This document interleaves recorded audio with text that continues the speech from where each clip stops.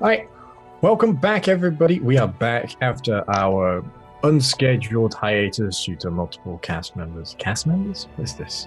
A show? This isn't a cast member. Multiple party members being ill. But we are back now. Most of us. One of them is unfortunately still ill today. So everyone, give your regards to Stevie. He's not feeling good.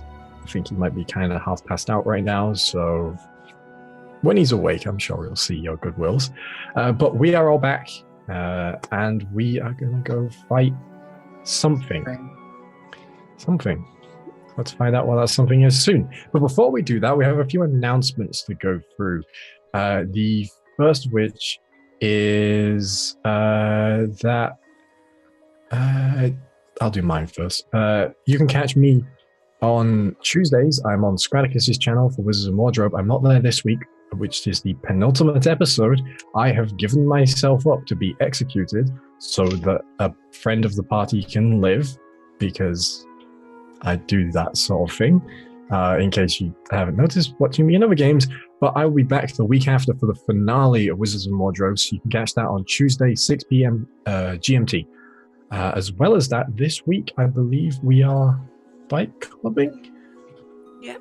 Which myself, Susie, Lydia, and Jamie, who's changed his name on Zoom to Scrooge, which really threw me off for a second there, will be on that, as well as Marissa, who's not in this game. But you can see that as we are venturing into Castle Ravenloft.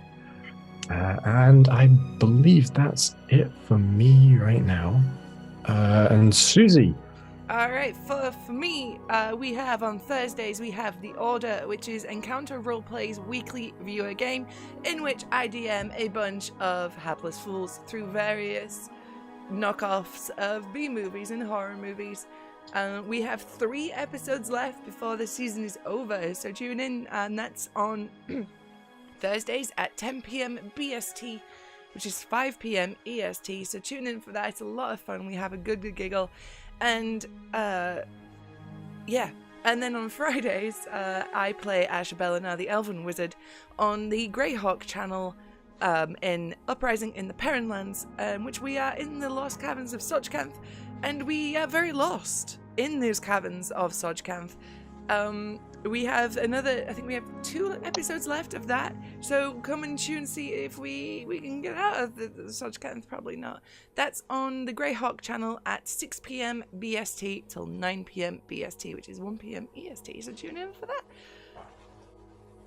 I think that's everything for now. Oh, no, next Tuesday, we have the premiere proper first episode of Grains of Truth, which is a Witcher tabletop RPG game starring myself, Jamie, Alice, and just Jason, please, who's Jason, our good friend.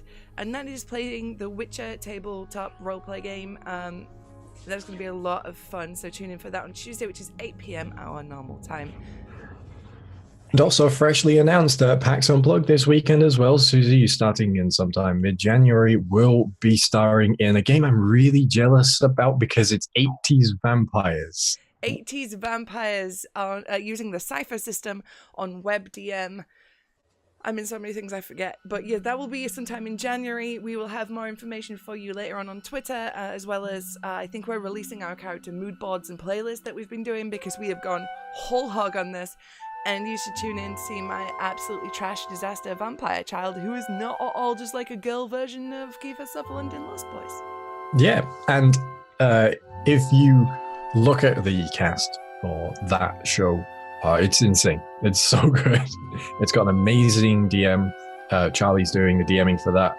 Fantastic players. Go check that out on the WebDM channel, because WebDM does amazing things. Always recommend, if you anything 5e, the actual channel is amazing. And then they do some crazy shows on their Twitch, and they're really branching out into more than 5e stuff over there. It's really cool. Plus Jim and Pruitt are both lovely. So yeah, I think that's everything for me. Yeah. Otherwise, just follow my Twitter and I post all my shit on there. Yeah, follow all our Twitters. You'll get everything on there. Does anyone else have anything to say? We're starting back up with the Vaults games next year. I mean, that's still incredibly far ahead, but we're starting up in April, and you can book tickets already if you wanted to. So Edinburgh Underground Haunted Vaults, midnight till 4 o'clock in the morning, because that's when I'm alive. That is in chat now, and it's going to be all summer until Halloween. All Every right. last Saturday of the month. Okay, cool. And as well as that, of course, as usual, go buy A Hat in Time, the video game made in part by Aaron here. Not entirely by. Jonas will kill me. So you can go catch that as well as the DLC Seal the Deal, which is out now. So go do that. Yeah. But aside from that, I think we're at the end of our announcements. Unless you've got anything to say, Jamie. Just want to say something? Just because... I don't have anything to announce yet. Well, there you go. Keep them, mysterious. Ooh, yeah. what? Stay tuned for some time in the next 10 decades where Jamie announces something.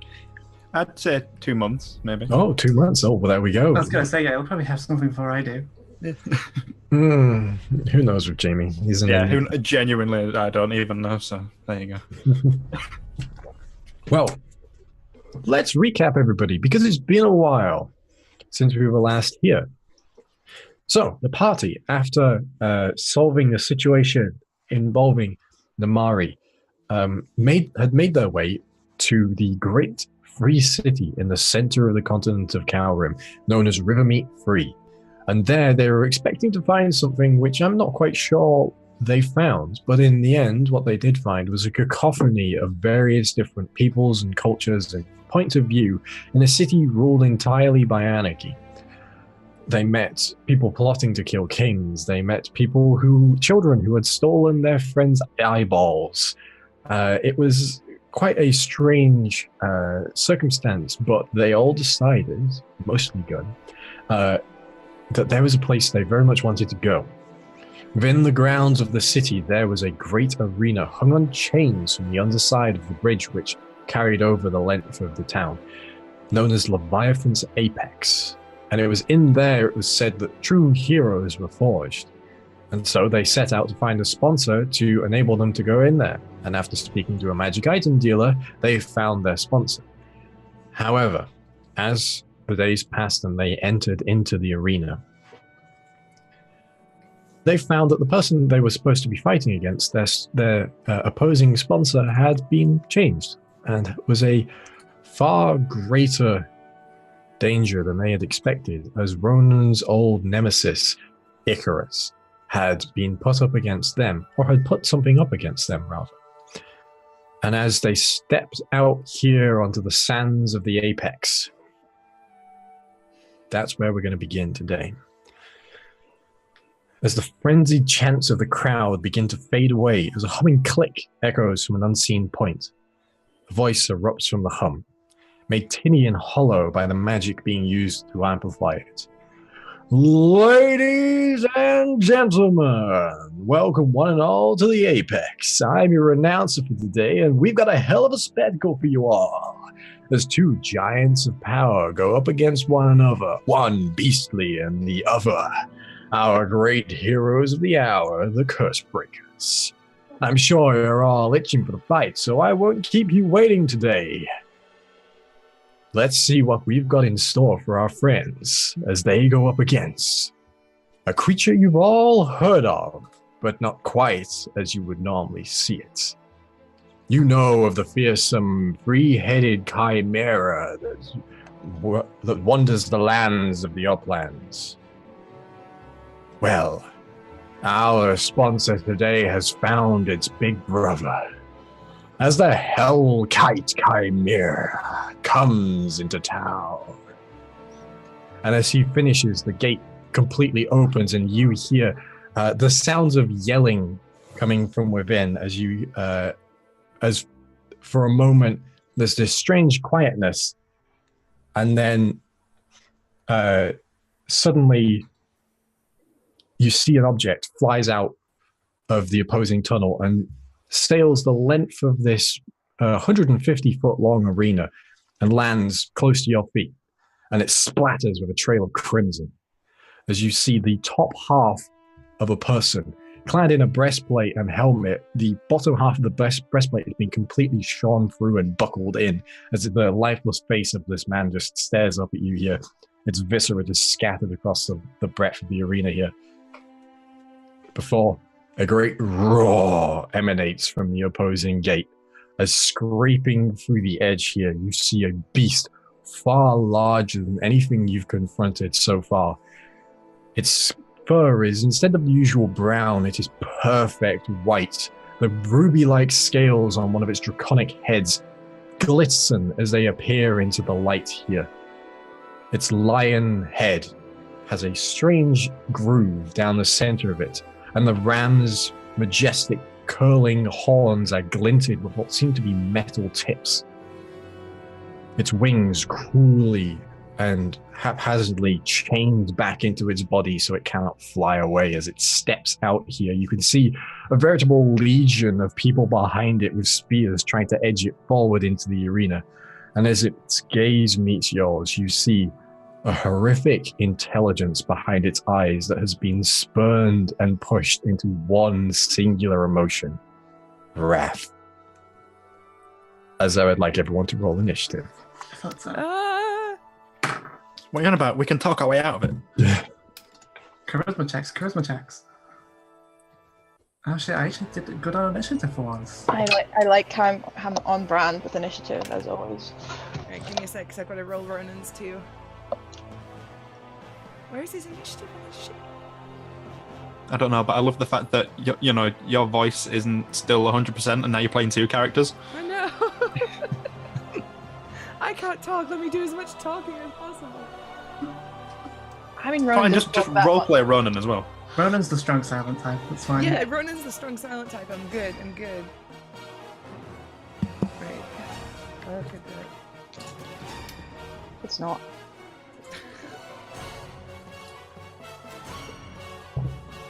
Alright, I'm good. And also the inspiration for this beast was definitely one of the angels from Bayonetta, just so you Nice. clear on a visual standpoint. Does that mean we have to punish it? Yes. I'm gonna put it over my knee. That's what you do in Bayonetta! No. You spank them! Now, are you speaking as Gun's going to do that, or Ronan's going to do that? Slightly different aesthetics there. It's Ronan. It's definitely Ronan. You can just imagine Stevie going, "You've been a bad boy." No, let's No, swerve. let's not. Big time. I don't know big that he's swerve. strong enough to lift this thing onto his knee. Big swerve. Can we just do the initiative now, please? Yes, please. Yes. 25 to 20. 23. Wait, which one are you saying that for, Susan? Gun. Sorry, gun 20. Okay. 15 to 20? 16. 16. For Ronan too. 16. Ronan has the high dex. Yes, Mhm. 4. Ronan, Tristan. 10 to 15? I think I'm the only one left, am I? 5 to 10? 5. Oh, 5. Okay. And okay, so before we begin, let's talk about the battlefield here for a moment. Set the vision in your minds. So it is a long, rounded rectangle. It's 150 feet long. It is about 70 feet wide. You are at one end of it, arranged however you wish to be, and the Chimera is at the other end. In the center of it, faux ruins have been constructed in a sort of ragged X shape that are about 25 feet long on each side, and the walls go about 10 feet high, and they sort of stagger down to the floor. And that is the only sort of real obstacle here. Do they taper down to nothing, or are they still at a certain height at the lowest? They taper down to nothing on like a couple sides, and then they taper down to like a couple of feet. It's like a ruined wall where it's like different bits have fallen out. Yeah. And whereabouts in the arena was that? That's in the center. In the center. Yeah. So Oh, Stu, by the way. Yeah. The magpie is out and rolled a 15 on initiative. good to know. Good to know. Magpie is faster than you are. Shape-wise, They always are.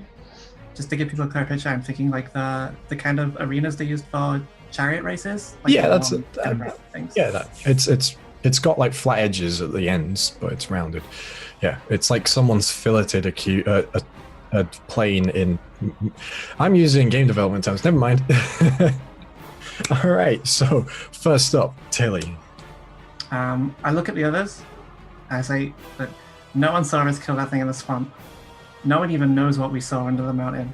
And definitely no one saw us kill that Afriti.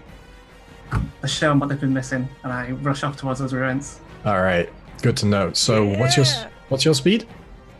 It is 25, but I can bonus dash. Okay, so if you bonus dash, you'd reach like the edge of it, the edge of the ruins. Okay, can I ready an attack for this thing flies over? Mm-hmm. Okay, I will do that. Yeah, certainly. So you sprint across the battlefield, you grab yourself to the closest, or pulling your dagger and your scimitar out. We good? We all right? Little bit boopy. Little bit boopy. That's all right. So you run to the closest ruins. You pull your dagger and your scimitar out, and you ready yourself up in case this creature comes close. Gun, you're up now. Okay, so I'm going to move my full movement forwards, which is 35 feet. Okay. Shit, that still won't be close enough. That thing's not within 95 feet, right? If I move forward 35, and my axe's maximum range is 60, I'm not going to hit it from there, right? No, you'd have to run further. Alright, okay, so I will sprint as fast as I can towards it, so I use my action to sprint. Okay. So that's 70 feet in movement total, because I have 35. I'm going to stand there, I'm going to pull out my axe with a big, big smile, say, "Here, kitty, kitty." At the end of your turn, the Chimera is going to use a legendary action to just roar in this triplicate, just angry bellow, and I would like everyone to make a Constitution saving throw. It's like Everyone? a tiger. Everyone. Everybody. Yeah. That's a 16 from me, boss. It's a 14 from me. It's a 9. So that's a 7 from Ronan, Okay. and a not natural 20 from me. All right. So as this roar echoes out, the sheer force of it scatters pebbles across the sand here. You see as it vibrates the entire floor of the arena here. You see all of the patrons in the crowds clasp their ears. The chains holding up this section of the arena shudder, and all of you, apart from Gun, go deaf. Oof. Cool. That was As a high save. You grab your ears and you feel your eardrums just pop. Ouch. I forgot to rage. It's still technically your turn, so I'm we'll gonna see rage. you race. See you race. Okay. Which is going to bring us to Ronan. Okay, Ronan is gonna like go, huh? And like clasp his ears a bit, be confused about what's happening. But he is going to just, I think he'd make his way towards the ruins, so he's got some sort of cover. Okay. But he is going to, okay, let me see if I can remember this order from Stevie. Give me a second. So give me step-by-step instructions. Alright. Call Sharpshooter. Cast Zephyr Strike as a bonus. Immediately consume that to grant advantage. And then I'm going to attack twice at the Chimera. Okay, so you're going to attack. Your first attack has advantage because of Zephyr Strike, the Yes. spell. That will be a 25 to hit. That will hit. Alright, so that's Funny. 1d8 from the bow, and then an extra d8 of force from the Zephyr Strike. Yep. And then...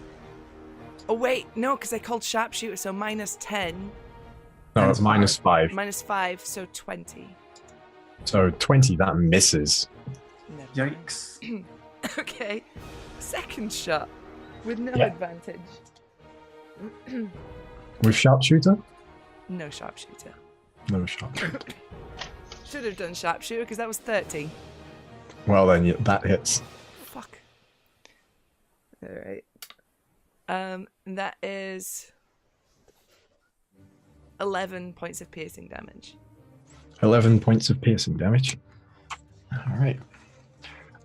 And Zephyr Strike obviously grants you the extra 30 feet of movement, which you would need to run up into the. I see that, Lauren. Which you would need to run up to the ruins and get yourself to the side. Yeah. Duck behind the wall. inside. It's slightly faster than Tilly, so you can get into. So Ronan can get into one of them, and you see the arrow just sails off into the distance. You can see it hits, but it's too far away to fully see how much it's done at this point in time. And that will end Ronan's go, which will bring us to Tristan. Okay, so I'm deaf. Yes. It's not really going to affect my ability to perform any spells because I can still make noise. Yes. You just can't hear anything else. Yeah. How far away is Gun from me right now? 35 feet away from you. Didn't Gun run real far? Did you dash? Yeah.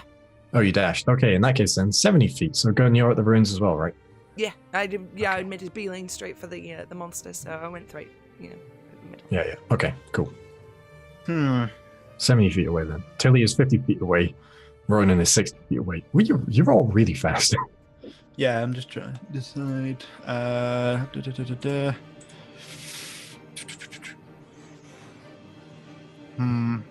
It's the Magpie and then the Mari next, by the way. Yeah, the Chimera rolled a 4. I mean, it doesn't matter so much when you have legendary actions. Yeah, but everyone's too far away for them to use them. I would like to start playing the Wandering Molotov. Wandering Molto. Molotov, that was the one. I don't know why I said Molotov, because that's a totally different thing. Wandering politician. Yeah. So that'll be my action, but it gives me another 15 feet, and I'd like to rush down towards in the direction of Gun, but obviously making sure that she's still like in between me and the thing, because logic. That's gonna be me for now. I'm more just getting into position. Okay. Yeah, that'd be me. Well, Gun, you hear this wonderful, lively melody that Tristan is playing. Everyone else is deaf as a doorpost, so they can't hear. The first time that Tristan's used this. Yeah, I'm quite impressed. Good job, Tristan. Yeah. I don't even know what I'm doing. Which will bring us to the Magpie. Yeah, it's like you're letting your bardic powers do it for you, and you're like, I hope this is the right chord. Yeah, just so I'm doing it on the lute as well, so it's very like Miguel. Ding, ding, ding, ding, ding. It is just that gif. Yeah. So the Magpies go. The Magpie is going to use the help action on Tilly, so they have advantage on all attacks. No, the help action on a person gives them advantage on ability check. You have to use the help action on an enemy to distract them to get the advantage on the next. I do that. It's how far can the Magpie move? Fly 50 feet. That's not too far away, unfortunately. Yeah, I figured if they stayed around, if the Magpie stayed around Tilly, but I can't. It would then be whoever comes after the Magpie that has advantage, right? It's not. Yes. Okay, sorry. Yeah.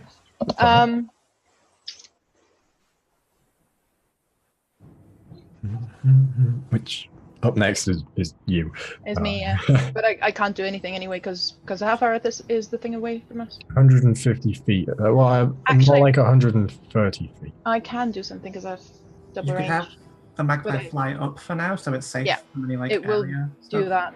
It Okay. flies towards the creature, but All right, good to know. All right, now we'll bring us to your go then, Nemo.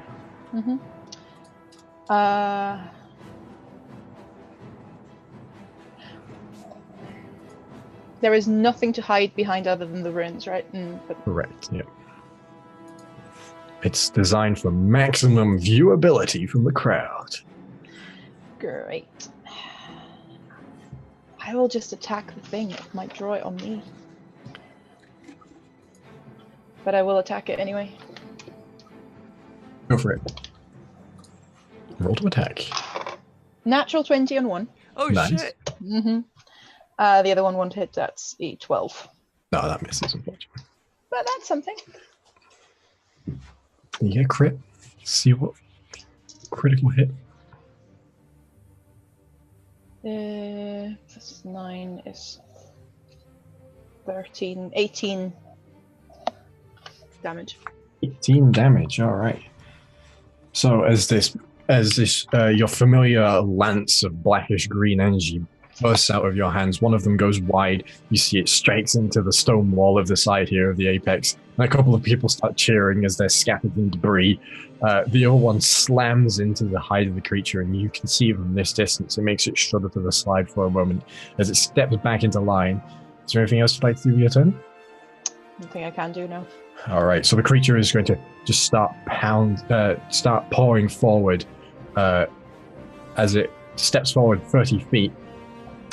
It is going to breathe fire on everyone in the ruins. And you see, as it starts to move forward now, and as it gets closer, you notice that there is this shimmer of heat from around the entire creature, and as the heads start to snarl and it gets angrier here, it's the air around its body is awash with flame.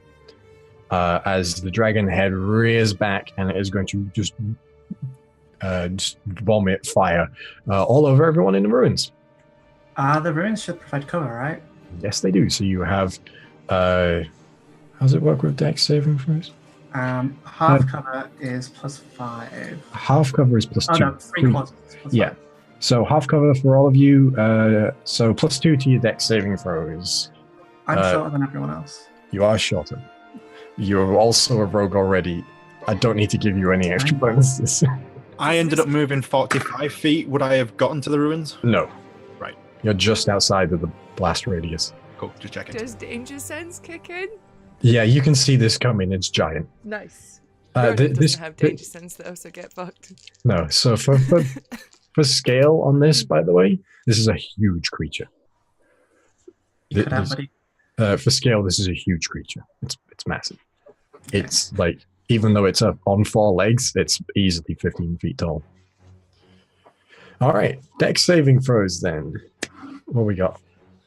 16 from me. I've got mad. I have advantage with danger sense. I rolled 5 twice. Oh. So that's 12 for gun. Okay. And for Ronan, that should be fucking millions.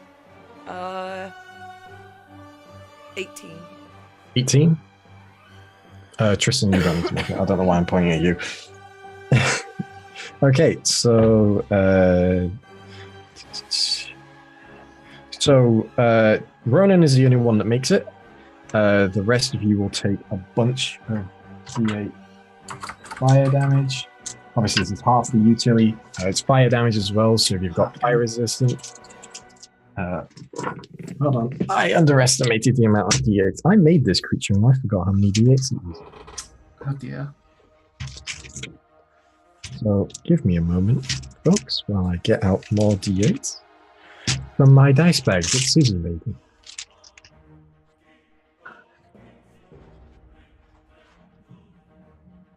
Oh, jeez.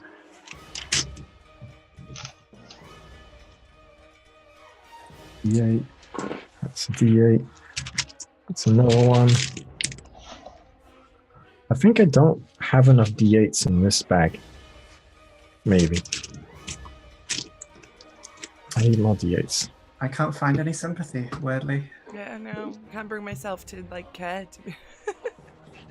Wow, so much love in this game. I think if you can't find any more, you just have to use what you've got and just stick with that, and just limit yourself to that many. Oh, good news! I found enough. Dang. Oh yeah.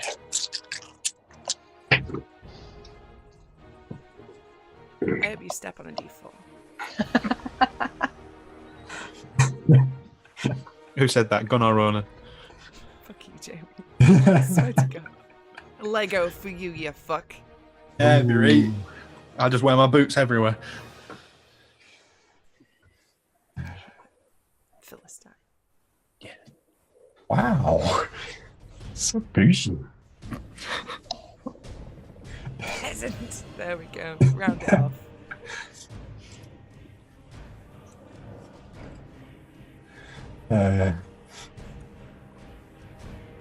So that is 58 points of fire damage.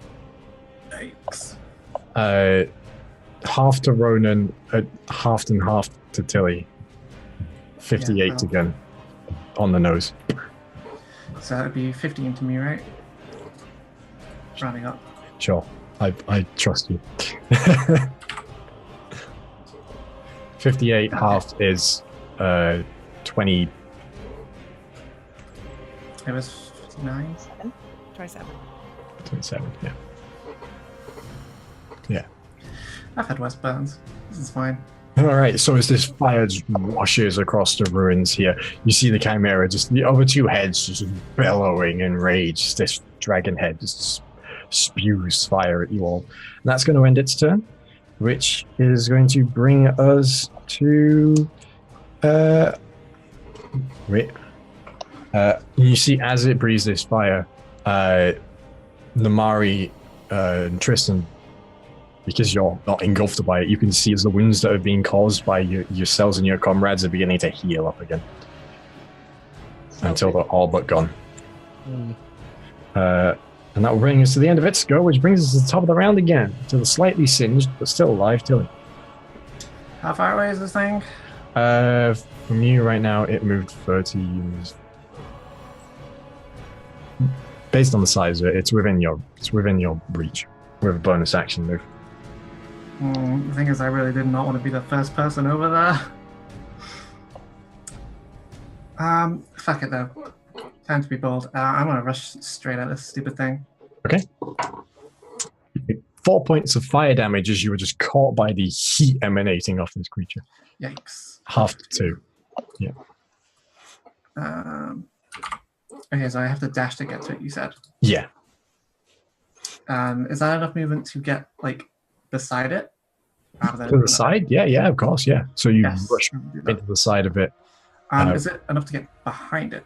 No, not behind it. Okay. It's very big. The side will do for now. Yeah, it's very big. I'm gonna slash at its legs with this very nice scimitar I have. Go for it, don't bother rolling. Actually, no, do bother rolling the fire damage. What am I talking about? That is an 11 on the dice plus 9, so 20, which we've established does not hit. That misses, yes, unfortunately. Dang. As you swing in with the scimitar, the creature is surprisingly agile and just puts a paw up, and your sword just goes underneath it. As you look up and you realize the ram head is just staring at you specifically now. And the end of your turn, it is going to make a claw attack against you. Yikes. So that is a car outside. Ignore that. That is a 17 to hit. That just hits my armor class, yes. All right. Okay. Which is. Actually, okay, yeah, it definitely hits my armor class because I'm not wearing my armor. I'm just wearing clothes. You're just wearing clothes? Yeah, the armor requires attunement, and I want to use the ring. Oh, okay. This thing's gonna fucking hit me every time. Yeah. That is 18 points of slashing damage as it just scatters across your back. Uncanny dodge. Half to 9. All right. And that's going to end your go, which brings us to Gun. All right. I'm gonna reach. I've played a shit ton of Manhunt, so I'm gonna reach down in my belt. I'm fucking ready for this. Pull out my belt, not belt, the horn, and give it a blow. Okay. Summon some Berserker Grimmelkinds to help. So as you take a long blow on this horn, what emanates out the other side is not the long note that you were expecting. It's this beautiful echoing across the mountains that reminds you of home, booming long note. And from within it, you see coiling mists begin to emerge. And as they do, they twist and shape themselves into these armor-clad, silver-born warriors, which each of them, as they spawn, raise an axe into the air with a "Hurrah!" I need to roll to see how many I spawn. How many do you spawn? It's a brass one, right? It's a brass one. So it's Yeah. 3d4 plus 3, so let's see. Oh! Oh! 13 berserkers! Wow. Okay.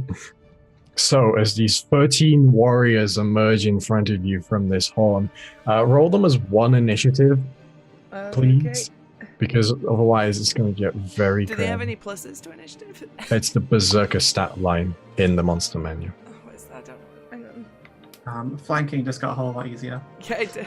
Where's the monster menu? I've got mine out. Oh, it's down here. Berserker, whereabouts? Are they in the back? It's in the appendix. Yeah. Yeah, they'll be with the people.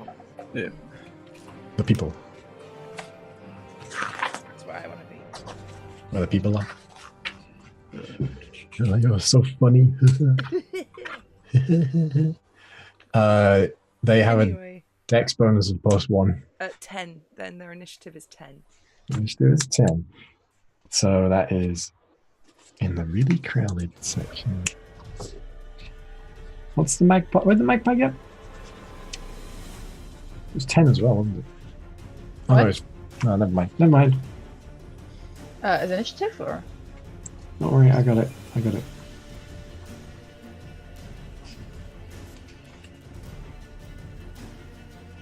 All right, so Zach, that's your action gun. Yep. I'm gonna sorry, die. And then move Press forward it. towards the creature with my axe, raise and point, and be like, ah! So the berserkers know to attack it. Okay. All right, good to know. Ronan. Ronan, oh god, 1 second. Fuck. Ronan is Actually, gonna- before you do that, at the end of your turn, the Chimera is going to use Furious Expanse. And you see as this aura around it, this flaming aura just begins to expand outwards for a moment. And I would like everyone within 30 feet, so that is all of the berserkers. That is Tilly and that is Gun, to make a dex saving throw, please. Are we just fighting Teostra? Basically, yeah. No, but sure, that's the image you want. It's just an 11 from me, unfortunately. Okay. Please just roll one roll for the berserkers. I don't want 13 dex saves. Okay, so for the berserkers, they got 19. 19, wow. And I got a lot. I got an 18 on the dice plus 7, 25. Okay, so Tilly, you fail, but you take half damage anyway because you have evasion. So that is 12 points of fire damage. And the berserkers and Gun both passed. So you'll take half of 12, which is 6. Tilly, you're half down to 3 again. So 6 points of fire damage to each of the berserkers. Please do track their health independently. Fuck yeah, I can do this. Shut up. All right, and it is Ronan's go. Alright, Ronan is going to. Susie, who was complaining about having to run 2 characters, is now running 15. Ronan's gonna peek out from behind the ruins again. Okay. So, same thing again. We got No, fucking cold shot or whatever the fuck it is. Sharpshooter. Sharpshooter, Zephyr Strike, and we're gonna use that to get advantage. Okay. So that's a 30, which brings us to 25 with Sharpshooter. That hits.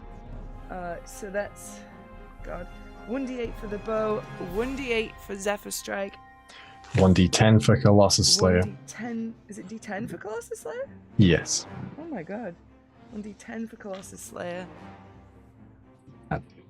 That's it in dice? I think? Yeah. Sorry guys, I'm not used to playing a ranger that's high level. Okay, oh my god. So that's... Last time Susie played a ranger, she basically played Drizzt. Shut up. So that's 13 on the dice, plus 5 from the normal bow bonus, it's 18, then plus 10 for Yes. this sharpshooter, so 28 on the Okay. first attack. Yeah, and the second attack. Second attack. Nope. Oh, maybe. No, it's 20, so that doesn't hit. misses. Also, I forgot. No, it doesn't matter because I used it for Zephyr Strike. Never mind. I was going to use Hunter's Mark, but I forgot. Yeah, you're Zephyr striking instead because they're both concentration. Yes. So. All right. So as the arrow finds its mark once again, it sinks into the creature, and this creature has a lot more hit points than that, so it doesn't seem too affected by it at the current time. But the end of Ronan's go, it's going to use a legendary action to make a claw attack against Tilly. Oh my god. That is a 28 to hit. Yeah. Not missing that armor one bit. That is 19 points of slashing damage. Okay, Dutch. Okay, half. Yes, it has been your turn. So 19 halved is 9, I guess. Yeah. All right, which will bring us to Tristan. Okay, so how far away is Gun from me now? Does she move further up? Yeah, gonna move further up again. Okay. So Gun is uneven movement speeds. I'm gonna say she's within your movement. I'm gonna say because at the minute I have. If you hold up the song, she's within movement. Cool. I'd like to do that because I want to get at least within 30 feet range. Yeah, you can definitely get that. Yeah. Okay, and then I'd like to use my action to whip out a scroll and try to cast Enlarge on Gun. Okay. Big Gun. All right. So, this scroll. It's a level 2. This is a level 2, and you got this from the Tomb of the Wizard. So it is a wizard scroll. I remember now. All right. So make an intelligence check. Okay. Finally getting all the rides at Disney World. Yeah, Gun is now tall enough to ride this ride. Yeah! That'll be a 19. 19. That's enough. So as you incant the spell, you see the circles and glyphs on the paper pry themselves off of it, glowing that astral blue. And as you cast them forward towards Gun being completely deaf. Oh no, wait. Yeah. Is Gun deaf? No. Not being deaf. You hear this coming, this glittering sound of magic, which is unfamiliar to you as it's not the usual, like, Laura Bailey of Tristan's music. You look around just in time to see your limbs enthralled by this as you start growing larger and everything you're holding gets bigger as you stand now and you're looking over the top of the ruins at this point. I let out a really cool battle cry as I grow in size. And that'll be my turn because I've had to use the bonus to keep up the song. For the honor of Grayskull. Okay. I was thinking Space Jam. See, my whole image of it was, well, there's the Berserkers. They need a general. So. General Kenobi. Yes. All right, and that will end your turn, which will bring us to the magpies. Help Magpies? action? Yeah. One, Okay. I think.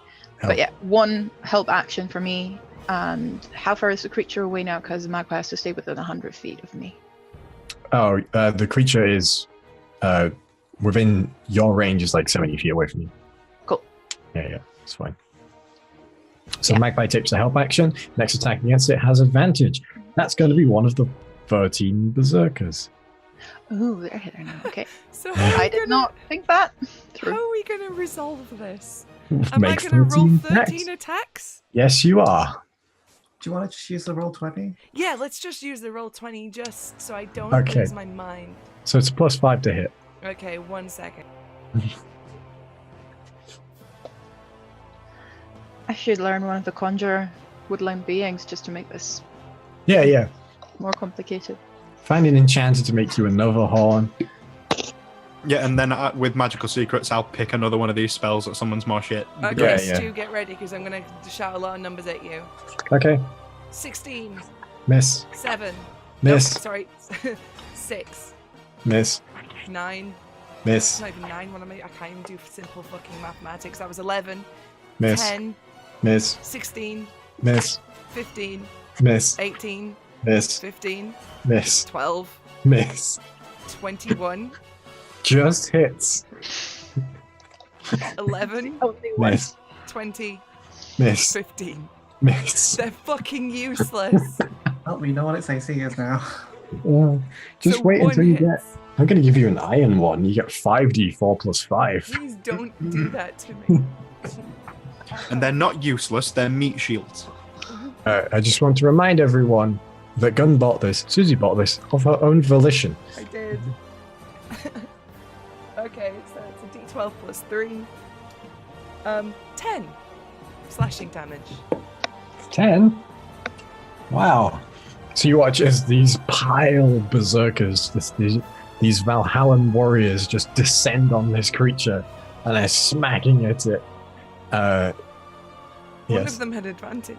I was about to ask. I mean, technically all of them can have advantage because they can all reckless attack.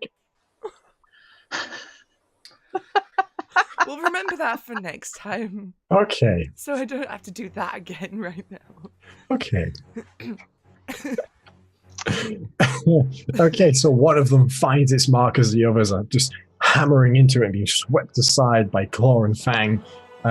One of them finds their mark and you hear they let out this spectral cry as they clamber up its leg and dig an axe in. It's like the spirit warriors in Lord of the Rings, just engulfing this creature. Oh my god, I'm Aragon, but I'm a big dwarf Aragon. Yes! You're I mean, you Aragorn. are and- also playing Ronan, so that works. I'm Aragon! You're Aragorn and Gimli. Which you're bringing to Mari. Can I dance around on some elephant trunk? Yes, it still only counts as one though. I feel like at this point it should be noted that Gunn is having the time of her life. She's fucking laughing and cheering as this is happening. I'm being mauled to death. I'm just playing a pretty sick tune. That you can't even hear. No, I'm pretty sure it's Dragon Force, like Through the Fire and Flames, just for, purposes. Yeah. I'm gonna attack again Okay, go for it. because, yeah, might as well. One hits, the other one does not, I think. Yeah, 18 will not, but 24 will. Yes, 24 hits. It's 11 force damage. 11 points of force damage. Yay! And 70 feet. I'll try and circle around the ruins a little. Okay, yeah. So you watch as the first one hits its armor plates on the dragon's draconic head and is just deflected away. You're fairly certain in all the clamor you hear a Wilhelm scream from the crowd. But the second one, the creature is too distracted to try and dodge it as it slams into its torso for a moment. And that will end your go and bring us to the chimera itself. And you watch as the wound you had just caused begins to seal up once more.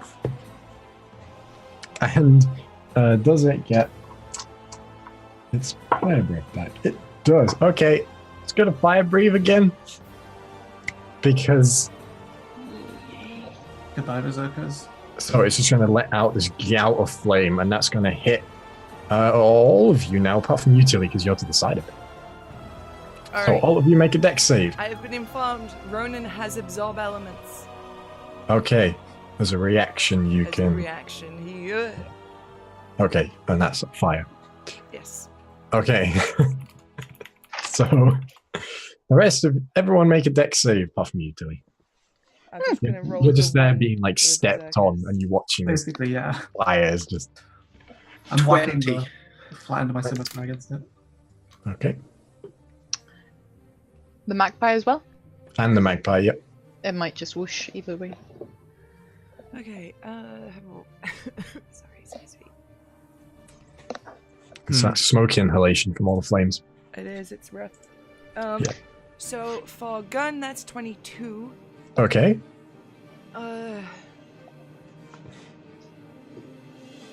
Okay, so Ronan still gets hit by it. What he did has Ronan resistance. get? Yeah, it gets resistance to flames. Flames? Ronan got, bear with me 1 second, a 28. Okay, yeah. And And the berserkers. got 10. 10. Rest in peace, berserkers. Okay, so let's roll some damage. They did more damage than me. I got- no. What did Namari get? 20 not natural and the magpie 18. Okay, so the magpie fails. Namari does not. Nope. Tristan passes. Gun and Ronan pass. So I will also use Misty Escape as a reaction after that.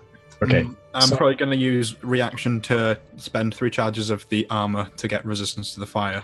okay. I do have enough charges for. So your reaction gone. Okay. 10, 20, 31, 38,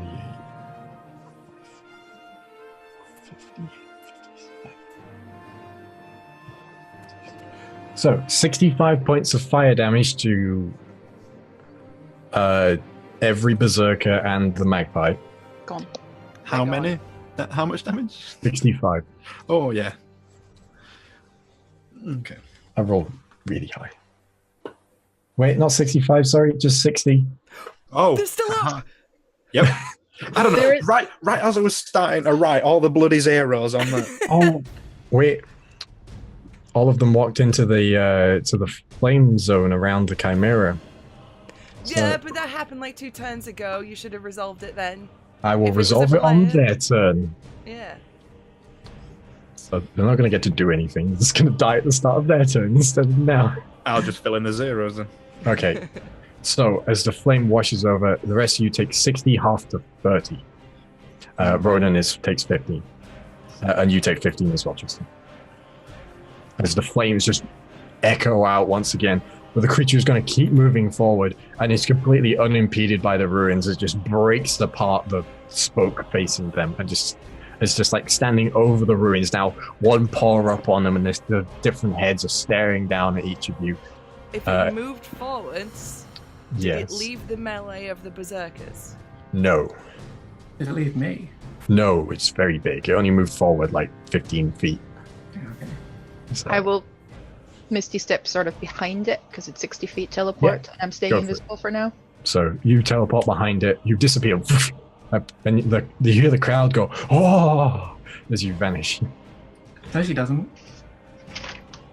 We're all deaf. Oh yeah, you don't hear the crowd do that. I do. Gun, you hear the crowd go, "Oh!" for some reason. Wait, so Jamie, you cast Enlarge on me? What does that do for me? Advantage on all strength-based stuff and a +4 to your damage. A D4. A D4. Yeah, 1d4, sorry. D4 to damage. It's nowhere near as good as it was in Pathfinder. Hmm. Unfortunately. But you get the benefits of being a size above, so I think that Yes, means you can actually grapple it now, yeah. So that will bring us, I saw that. That will bring us to Tilly. Okay, I'm gonna get behind this thing now. I have the movement to do so. Yep. And I will yell between its legs over to Gun. Probably far louder than intended. Yeah, it's like really, Yeah. really loud. Just like, get over here, it's tearing me apart. And I'm gonna slash at this You're thing. tearing me apart. did we all go there? I'm pretty sure we did. You people. But yeah. Is anyone else in melee with it now? Yes, there's 13 berserkers, a gun. I think I might have sneak attack then. Yes, there's Let's see like if I can. 13 spicy spectral boys that are almost What was dead. the bonus for flanking? Plus dos. Okay. That's Spanish. +2. Ooh, I might actually hit this thing. So that is 16 with the flanking, then +9. That is 25. That hits. Okay, let me roll my big pile of d6s. All right. Tell me which one's the fire damage. Will do. I'm going to roll it separately. Oh, also at the start of the turn, you take 4 points of fire damage, half to 2. God damn it. So 3 of it was fire, Okay. which I assume is being halved. Yep. Then I rolled kind of badly on the rest. So that's 10, 3, 15, 17, 20. 26 physical damage. All right. So you hack into the back end of the creature and it lets out a roar as one of the heads looks round and this goat head snarls. You've never seen a goat snarl before. but this ram snarls at you as you just hack into its hindquarters. And then I will bonus action to do something I haven't done in a while and disengage away from those claws. Okay, go for it. So you sprint backwards. The end of your turn. You use a legendary action. I hate the stupid goat. And you see now as the Chimera stands atop these ruins for a moment, it is frightful in its presence. And I would like everyone to make a wisdom saving throw. Not the berserkers, they can't be frightened. They don't exist. But I'm not good at these, Stuart. Natural 20. 3. 15. No, 14. 5 for gun. What did you get, sorry, Tristan? 14. Okay. Namari? Natural 20. Okay. 18 Ronan? for Ronan. Okay, so Ronan, Namari, you are not frightened, but the rest of you, you are realizing the enormity of this task. You have hammered into it with arrows and blasts. All of these axe-wielding berserkers have struck into it, but to no avail, and you are frightened by the thought of this creature right now. Can't believe you're out here hard countering the frightened 2 fights in a row. Spooky, scary creatures, and he shivers down your spine. And that will end your go, Tilly Gun. So I can't willingly... Move closer, but you're in melee. Yeah, I can't willingly move closer, but I'm already in melee. Attacks have disadvantage, right? If I'm scared. Yes. Yep. Let me just see Which what is... That's the problem for me, because it means I can't sneak attack. Oh, at the start of your turn, Gun. You take 11 points of fire damage. Yikes, that goes that high. This sucks.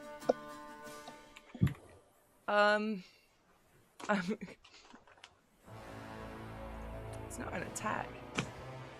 Would this say for example at my new beautiful meaty size, if I attempted to grapple this thing, would that also be a disadvantage because I was scared? Let me read the frightened rules.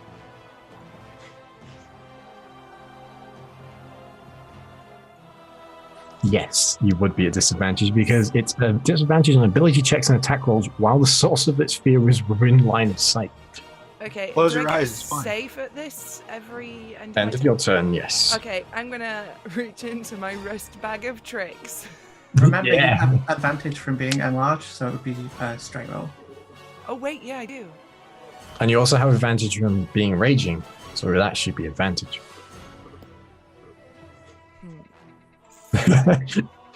Technicalities. That algebra guy. No, I'm just gonna go for the straight rolls and just bap this thing. And you're going to hit it. Yes, with my cudgel of debate. Okay, well, you would have to reckless attack to get straight rolls on the attack. True. Fuck. Yeah, fuck it, why not? All right. Yeah, because grappling it would help me normally, but not while I'm frightened. Yeah. Not much point right now.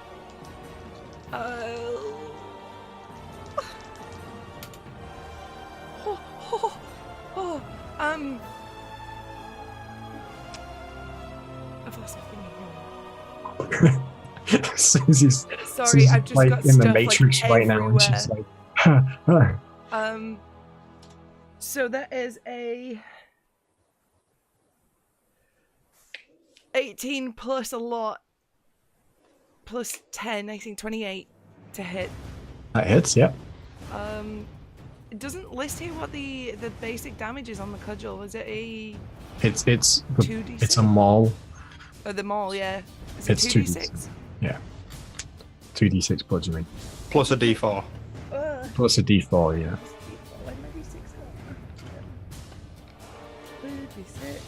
D4, and I'm gonna blast a charge into it. Go for it. So I'll just do the first damage straight up. That is 15. Just on the hit. It needs to make a Constitution saving throw.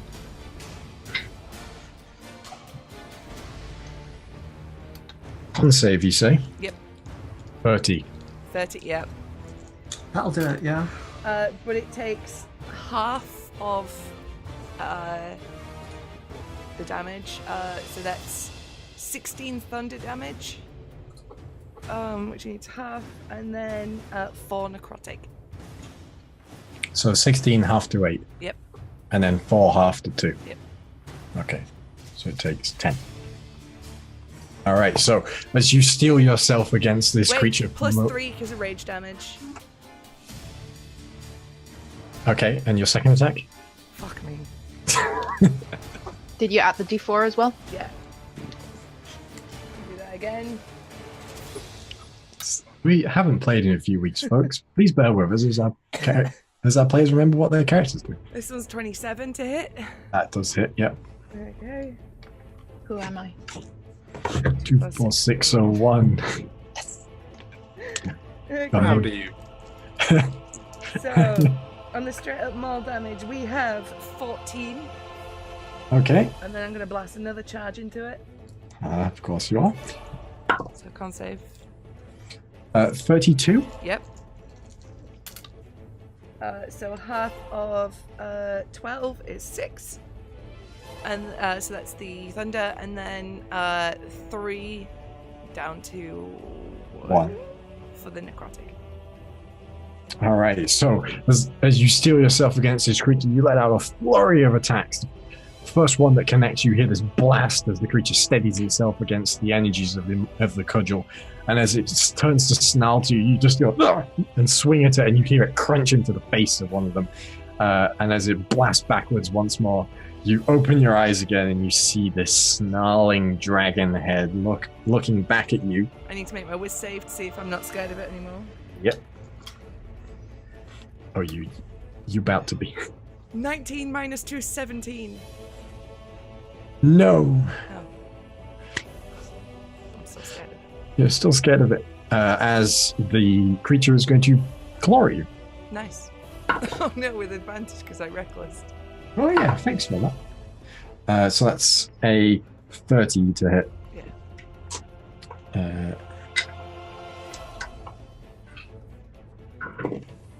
And that is 21 points of slashing damage, halved to 10. Cool. As you slam into the creature with your very large cudgel at this point, the creature just snarls and just rakes across your torso, leaving bloody gouges with its claw, as opposed to tearing a limb off as it would if you were normal size. So hey, just a heads up, everyone, I'm in real bad shape. We're just going to bring us to Ronan. Okay, Ronan is going to Hunter's Mark this time. Good to know. So, just do a normal attack.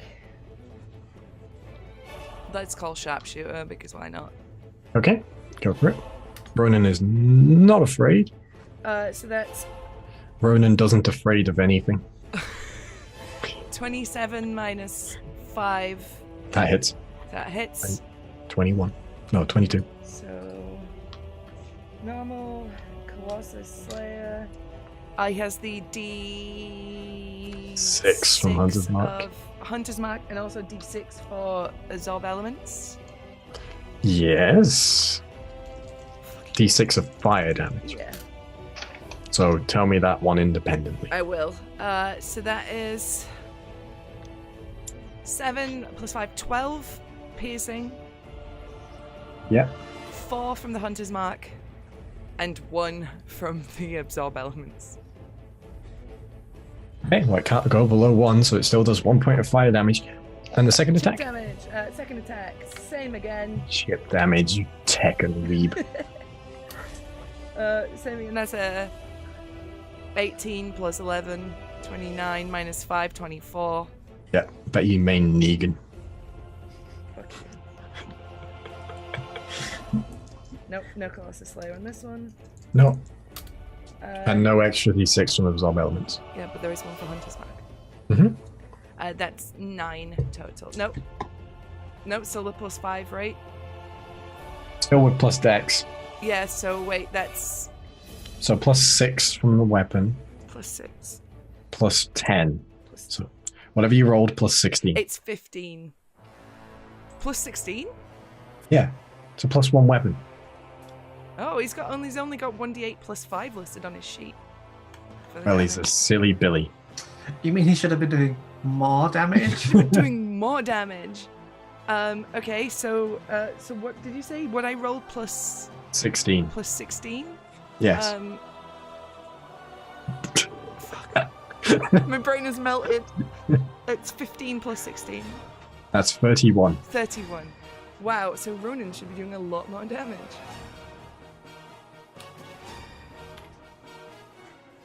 Yeah, it's +10 for +10 for sharpshooter, Plus 10. Plus I forgot the 5. sharpshooter. That's +5 for dex, Uh-huh. +1 for the +1 weapon. So should I add an extra 10 on? To the first one, yeah. Okay. I mean, if you want, you can add an extra 100. Yeah, if you want to just put an extra couple of zeros in there. So, as the arrows slam into the target, you see the hunter's mark allowing them to strike into weak points that cause gouts of blood to stain the pure white fur of this creature. As it begins to stagger slightly at the amount of damage it's taken, you see the lion's head closes its eyes before the slit in the center opens up into a glowering red third Hiding eye. back behind the wall, by the way. Okay. And at the end of Ronan's turn, it's going to use Gaze of the Ancients on... That's gaze as in looking, not ancient gaze. To look at you. to look at you, Gun. Oh, what? And I would like you to make a charisma saving throw. Don't suppose this technically counts as a spell. No. Ah. A charisma save? Charisma save. Fuck.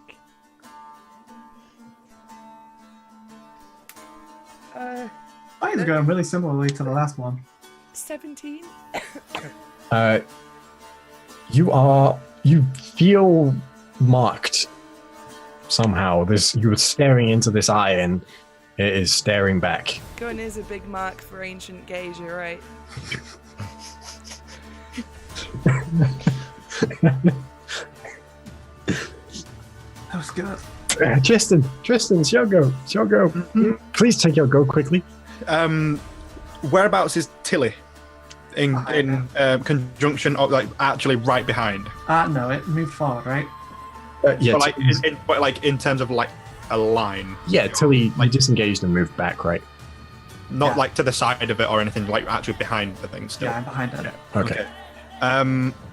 I would like to use my movement to try and sort of move diagonally, so that I'm sort of, because I'm going to use Dissonant Whispers, and I want it to make it, if it works, make it run away. I just don't want it to trample Tilly on the way. Okay. So I'd like to move in such an angle to, if it wants to run away from me, go a different direction. Go for it. And then try to Dissonant Whispers, so I can move 45 feet in whatever direction, and then it has to make a Wisdom save. All right. Oh, it has advantage on these now. Oh, fun! Damn it! Natural 20. Bugger! If it's any consolation, the other roll was a natural 19 as well. So Still takes half, doesn't it? Yeah, it still takes half. So that's going to be. Because I didn't call it at any other level, I have to cast it first.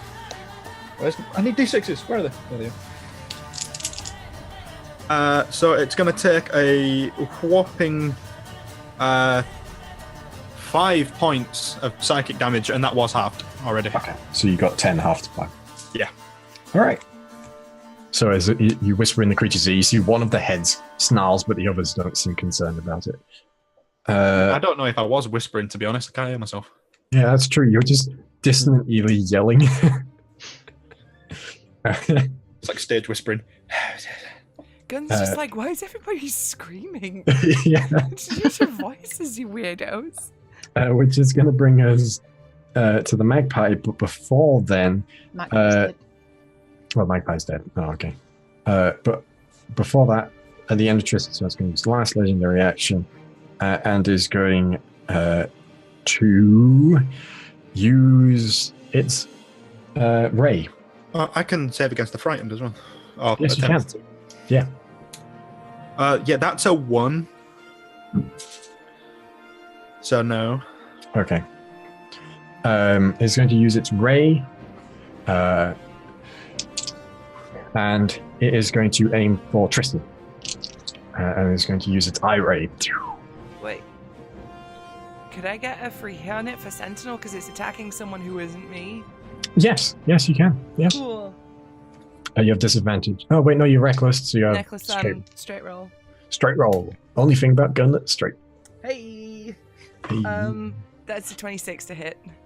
Yeah, that hits. Currently marked by Ancient Gaze. That's. Oh my god, I didn't even add my strength onto my. I'm such a fucking disaster. It's. So I will get this right eventually. How long is I've only been playing her for like a year. That is 17 bludgeoning damage. Is that with the D4 as well? Nope. Wait. 19 bludgeoning damage.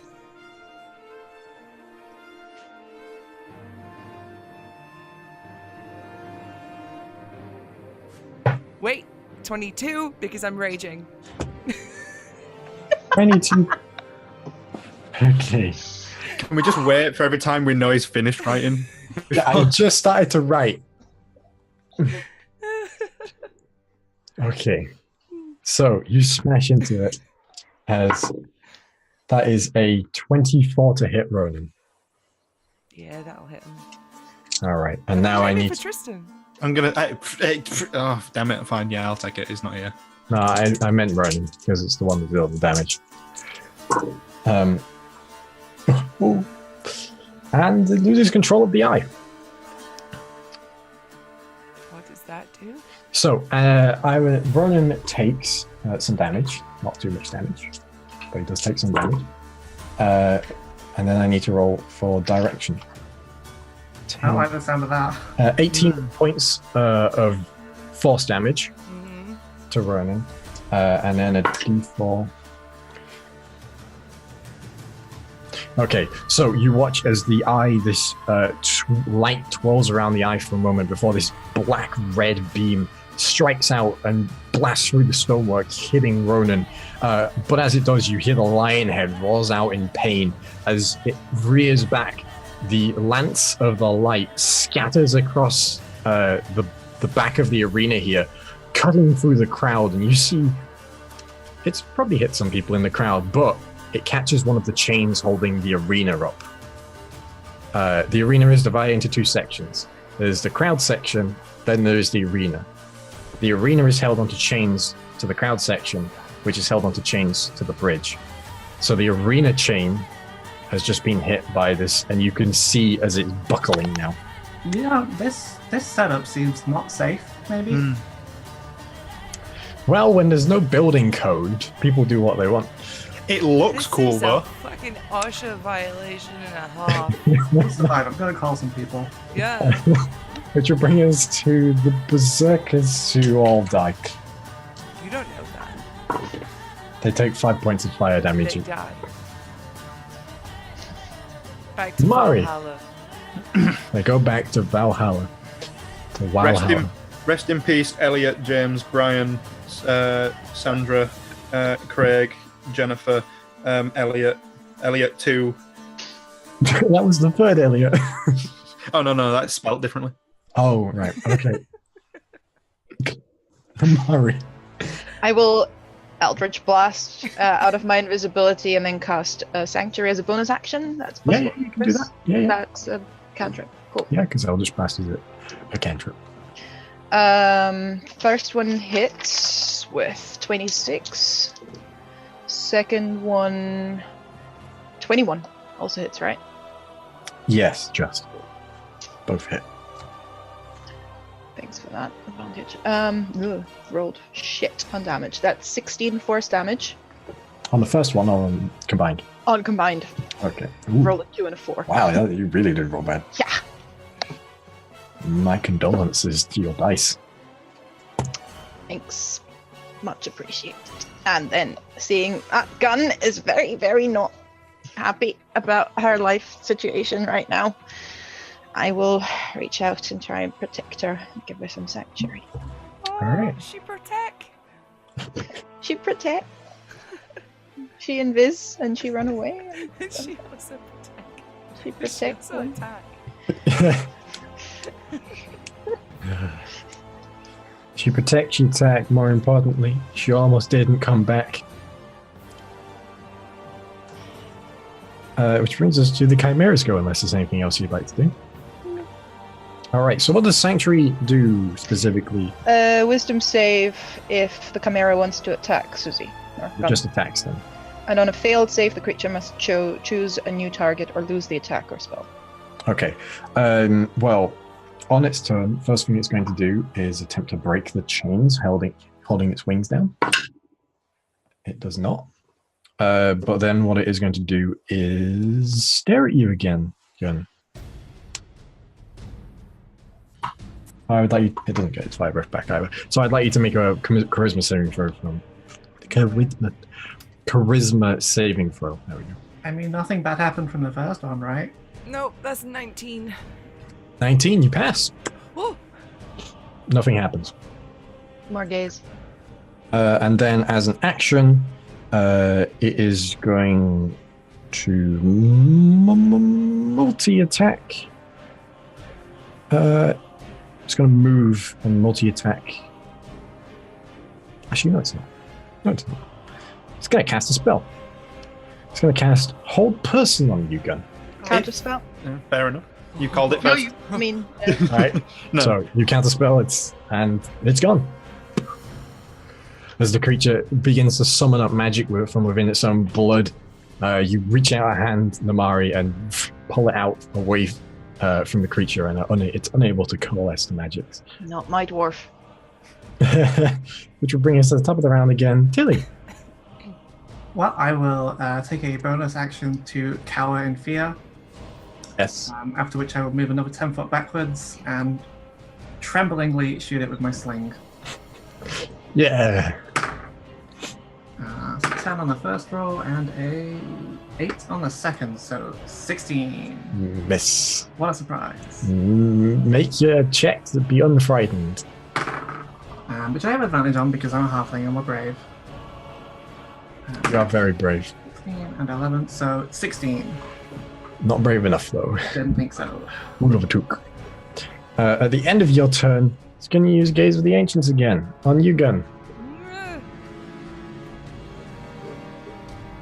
Just a magnet for these guys. Charisma saving throw. don't Oh, well, you know, all the gays want Gun. It's a 12. That's a 12. Powerless to resist the gaze. You drop to 0 hit points. Excuse me, the fuck? It bad. You want to bust out some of that healing that you got there, Tristan? All right, we'll be back after this break.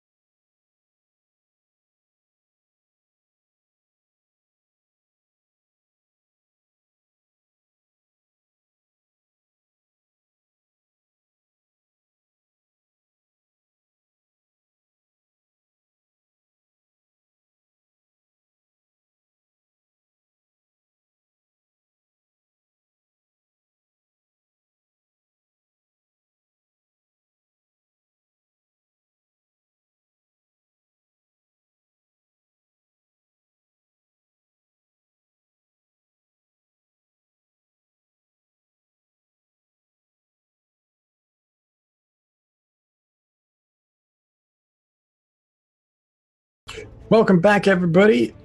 It's Guns Go. Oh, hey, look at that. I'm unconscious. That's how it be. Make a death save. 7. That's a fail. At the end of Gun's turn, is going to make a claw attack against. Wait, what's the reach? No, sorry, it's going to make a bite attack against Tris. Because that has 10-foot reach. Big necks.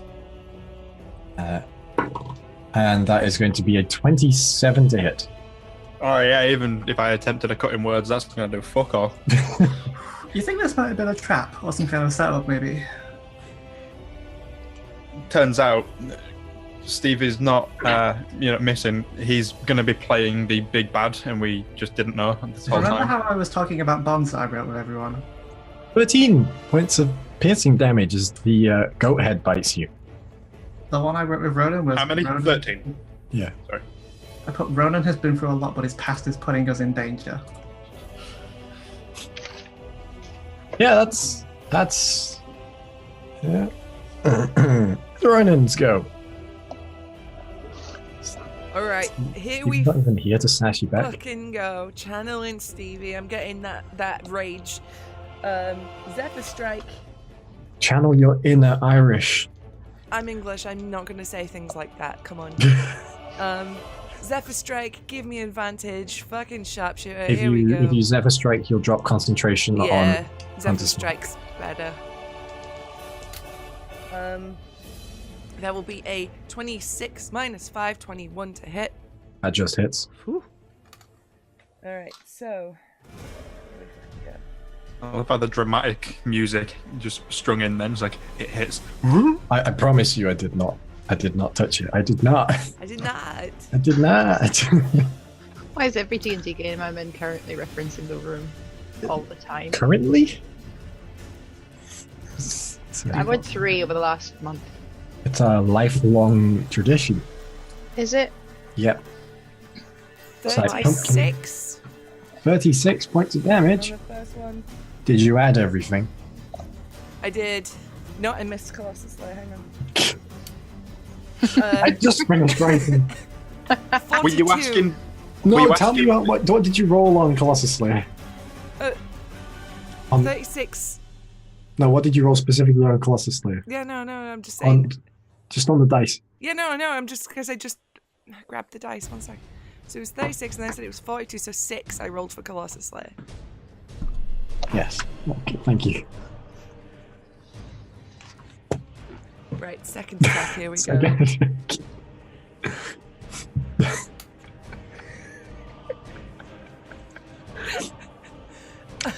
So it was same as last time, without the Zephyr Strike, because that goes off after 1, right? Yeah, so you don't have advantage. It was 16 on the dice, which means 27, down to 22 with Sharpshooter. That hits. Wait. 16 on the dice goes to 27. Sorry, yeah, because he's got plus 11 to hit. What's his dex?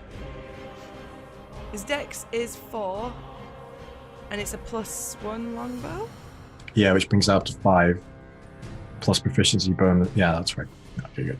Yeah. So I thought you had +5 dex. Oh, my. But yes, that hits.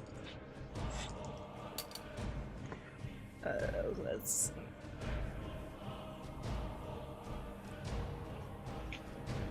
31. One second. 31.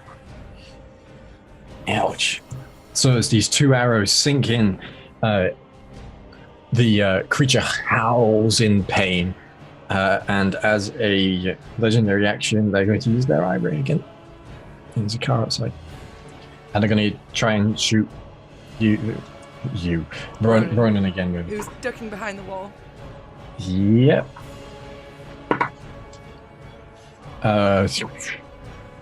Yeah, that hits. It's just that's a 32. Oh yeah, that'll tickle. And that is 10, 18, 32 points of force damage. Okay. I'm cutting words the damage. Okay. I was thinking, maybe the attack about 30 odd. Nah, I can't do that. I'll do the damage. And the beam doesn't go out of control this time. Just need to definitely remember what. You roll the dice and you subtract it from the damage. Yeah. It's, Yeah, no, I'm remembering which size dice I'm at. I'm thinking it's a D8 still at the minute. Yeah, better expression. Yeah, it's still D8. Next level it goes up. That's why I was thinking about it. Yeah. That's a 7 less, so it's a little bit less. So down to 25. All right. And that's another usage gun. Brennan's still up. Brennan's still up. All right. And that will bring us to Tristan. Just remembering something. Whereabouts is gun located in terms of me and the creature? Gun's in front of you. How close in front of me? Maybe like 10 feet, not far away. But I'm frightened. Yes, you are. That's what I'm trying to work out. I can't get to gun right now, can I? Not on. Tilly, did you save against? Oh, you did. Yeah, I failed. Oh yeah, that's true. You rolled 1, didn't you? Oh, this might be weird. Okay. This might be more useful. Could I polymorph gun while unconscious? Because then she'd get the hit points of the creature, which would actually heal her more than what I would do if it was a healing word.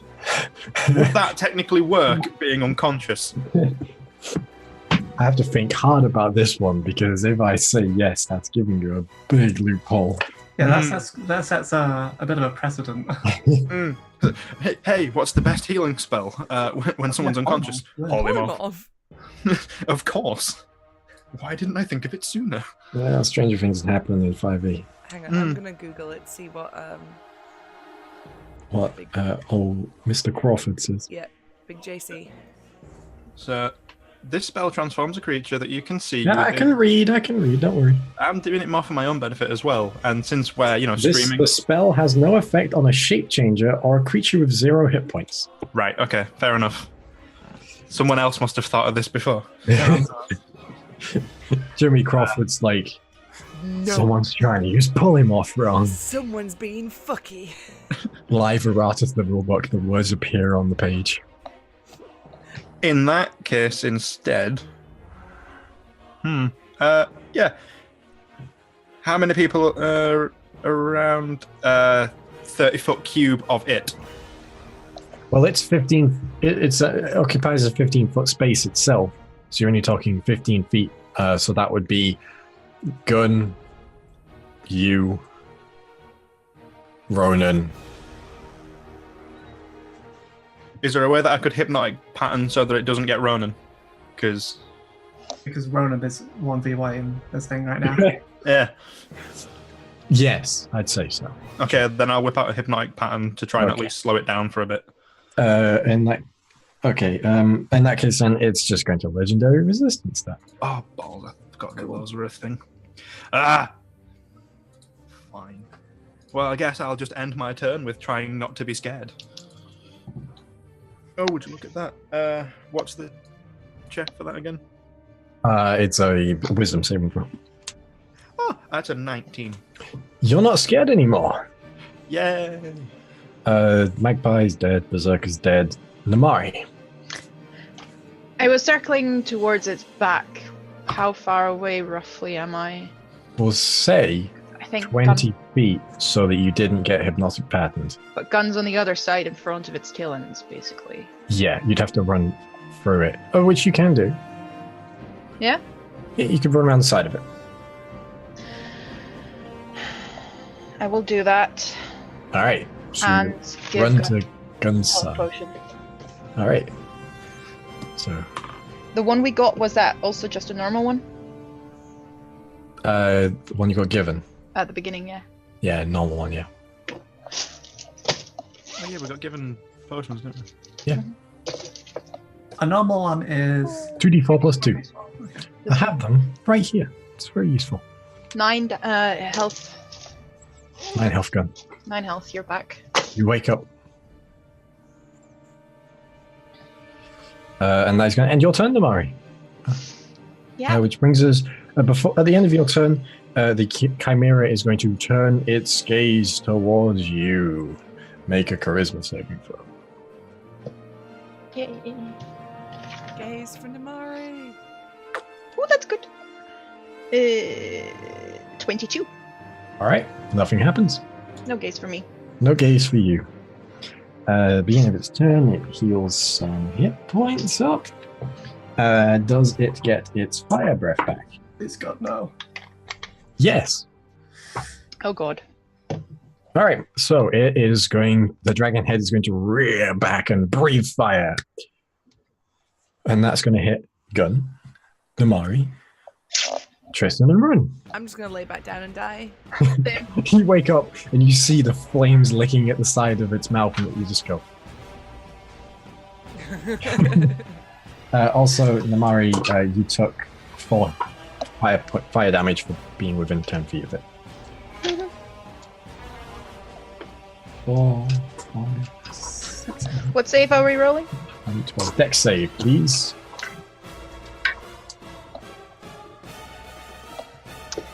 Doesn't it fucking matter. How Scottish was that? I feel like I've just been scolded. That's a positive side effect. That was not intended. Just like flashbacks. Like 2 years old trying to feed my baby sister like whole milk again. But she was crying. She was crying because she was hungry. And Mia was like, oh yeah, milk, you know.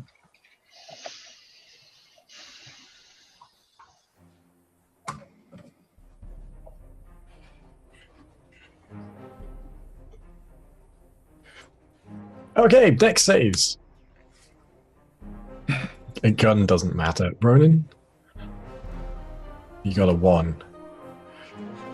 Natural 20. Oh, buddy. What about Ronan? Okay, so Ronan and Tristan take half. Gun doesn't matter how much you take, you're unconscious. Namari takes 67.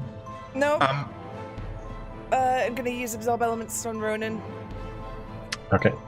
So I'm also going to use the armor again because with all those days, I managed to fill it up again. yeah. Can't do it again though. Funny thing Alright. is, I would have still lived barely had I. That's Well. So, 67 points of damage to you. Gun is out of there. Ronan, 67, halved to 33, halved again to 16. And 16 for you as well, Tristan. Thank God for those resistances. Mm-hmm. He lives. And that's going to end the Chimera's go, which will bring us to Tilly. Well, I'm going to bonus action drink that potion that we got given.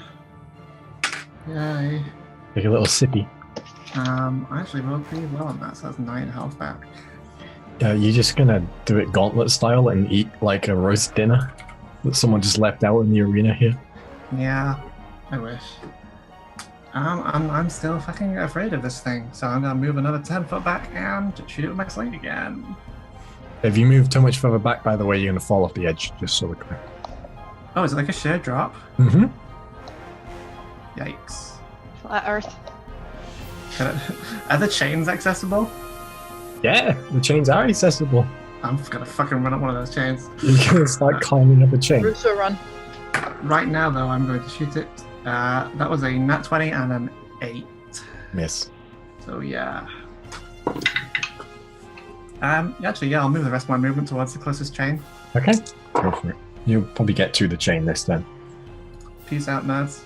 I'll roll for the frightened. Yes, please. That is a 9 on the first one and a 5 on the second one. All right. So, as the rock slings into the back of this creature, it pats harmlessly against the head, but the lion head turns towards you and stares at you with its ancient gaze. So I'd like you to make a charisma saving throw, please, Tilly. That is a... What's my charisma modifier? +1, so that's a 15 altogether. You are marked. Yikes. I'm feeling really useful to the party. And as the chimera pats around, its giant footsteps slamming into the ground, you each hear a tink, tink, tink, tink, tink, as the chain that had got hit by the beam snaps and the entire arena lurches to a 30-degree angle. I would like all of you to make a strength check. I mean, Gun, maybe not you. 30 I is mean- not the steepest angle. It's a Or strength maybe not check you or a either. saving throw. Yeah, just a check. Oh, You say maybe not me? You, yes, silly, but not the unconscious people. Okay. Ooh. Well, that's a 2 5. from me as well. 5 from me, Chief. Okay, so all of you slide 20 feet down the arena. Oh, that's fine. I was far away. Oh wait, the chimera? ragdoll physics. Oh, the chimera also slides and slams. So everyone just stays the same distance away from each other.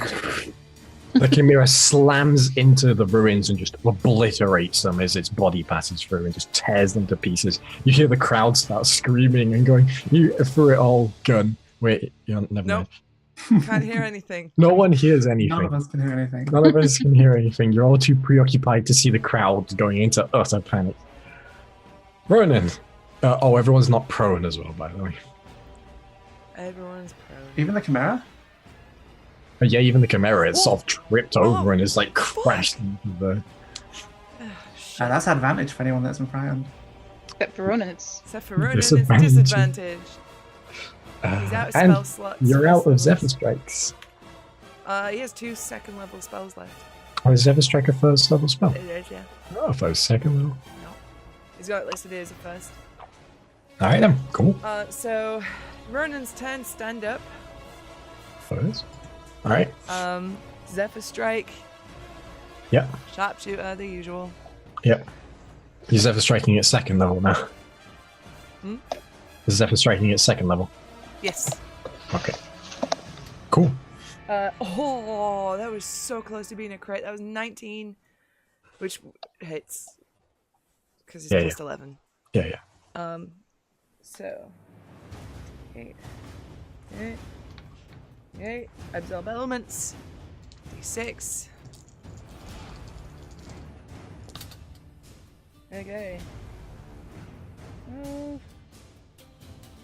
16. 17. What's 17 plus 15? 22. No, 32. 32. Did you add Colossus Slayer? I did. Okay. On his first attack. And his Yeah, second attack has disadvantage Yep. because the creature is prone. Yeah. 20. Misses. The arrow sings off, shatters against a wall. Is there anything Ronan can hide behind, like debris or anything that's fallen? No, it's all like falling past Ronan into the river as he's like struggling to stand up. But that's going to bring us to Namari. 3. Okay, that's a fail. At the end of your go, Namari, the Chimera is going to cast a spell. Oh, sorry. Yeah, I'd like to counter spell that. I was just thinking about something else then for a second. My apologies. Okay, so you counter Thank you for spell. the pause and the look. You counter spell the fireball. Good. Yikes. All right, which brings us to the Chimera's go, and the Chimera is going to stand up and is going to try and break free of the chains, which it does. As you see, as the wings start to shudder underneath the chains, you hear them beginning to clink. You don't hear them clink. You're all deaf. God damn it! You silently watch as this Chimera just bursts open from within these great white wings, just erupting outwards as the Chimera begins to leave the arena here. And as it does, you see the entire arena shudders once more as the weight balance has changed in it. And that's going to be the Chimera's turn, as that brings us to Toby. They really should have docked those wings. This arena isn't very well thought out at all. I'm gonna keep fucking scrabbling for these chains because they seem to be the only good thing to hold on to. Okay, go for it. And you are very scared right now. This is Tilly running. Running up towards the chain, all right. I have a lot of movement, so I think I get there. Yeah, you do. You get onto the chain. I'm going to hold on to them very tightly. Okay. Chain, keep us together. Thank you, Chain. Roll your saving throw against being frightened. Oh, shit, yeah. Lydia. That's an 8 on the first one, and a natural 1 on the second one, which I can re-roll with Lucky. I'll happen that. Are you rolling twice? Oh, because you're I'm brave. Yeah. That's a 13 on the third one, so nope. No, unfortunately not. Just gonna bring his 2 gun. Frightened for life. You are afeared. No fear. Many One fear. fears. 17. Success. 17. All right. Remember, you're at 11 is your DC now instead of Yep. 10. Which brings us to Ronan.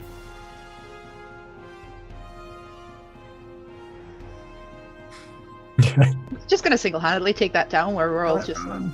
How is it looking? Is it looking... It's not wood? looking good. Not looking good. It is, a lot of its fur is red instead of white now. Its eyes are bloodshot. Its breathing is haggard out of all 3 of its heads. You can't hear how it sounds. I don't know. What do you guys think? Do you think I should just try and take Shoot it it. down? It's got the most damage. Ronan does the most damage. Mm-hmm. Ronan does the only damage. Right, okay.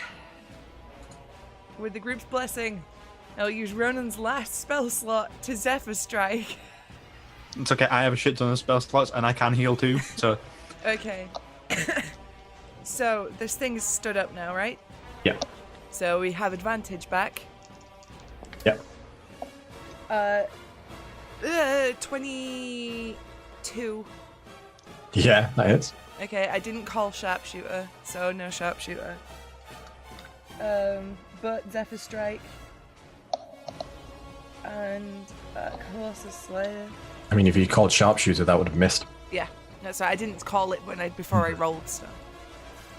Which is when you're supposed to.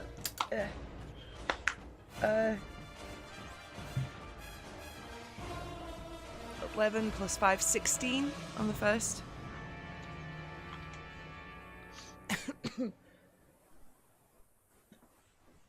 And second attack.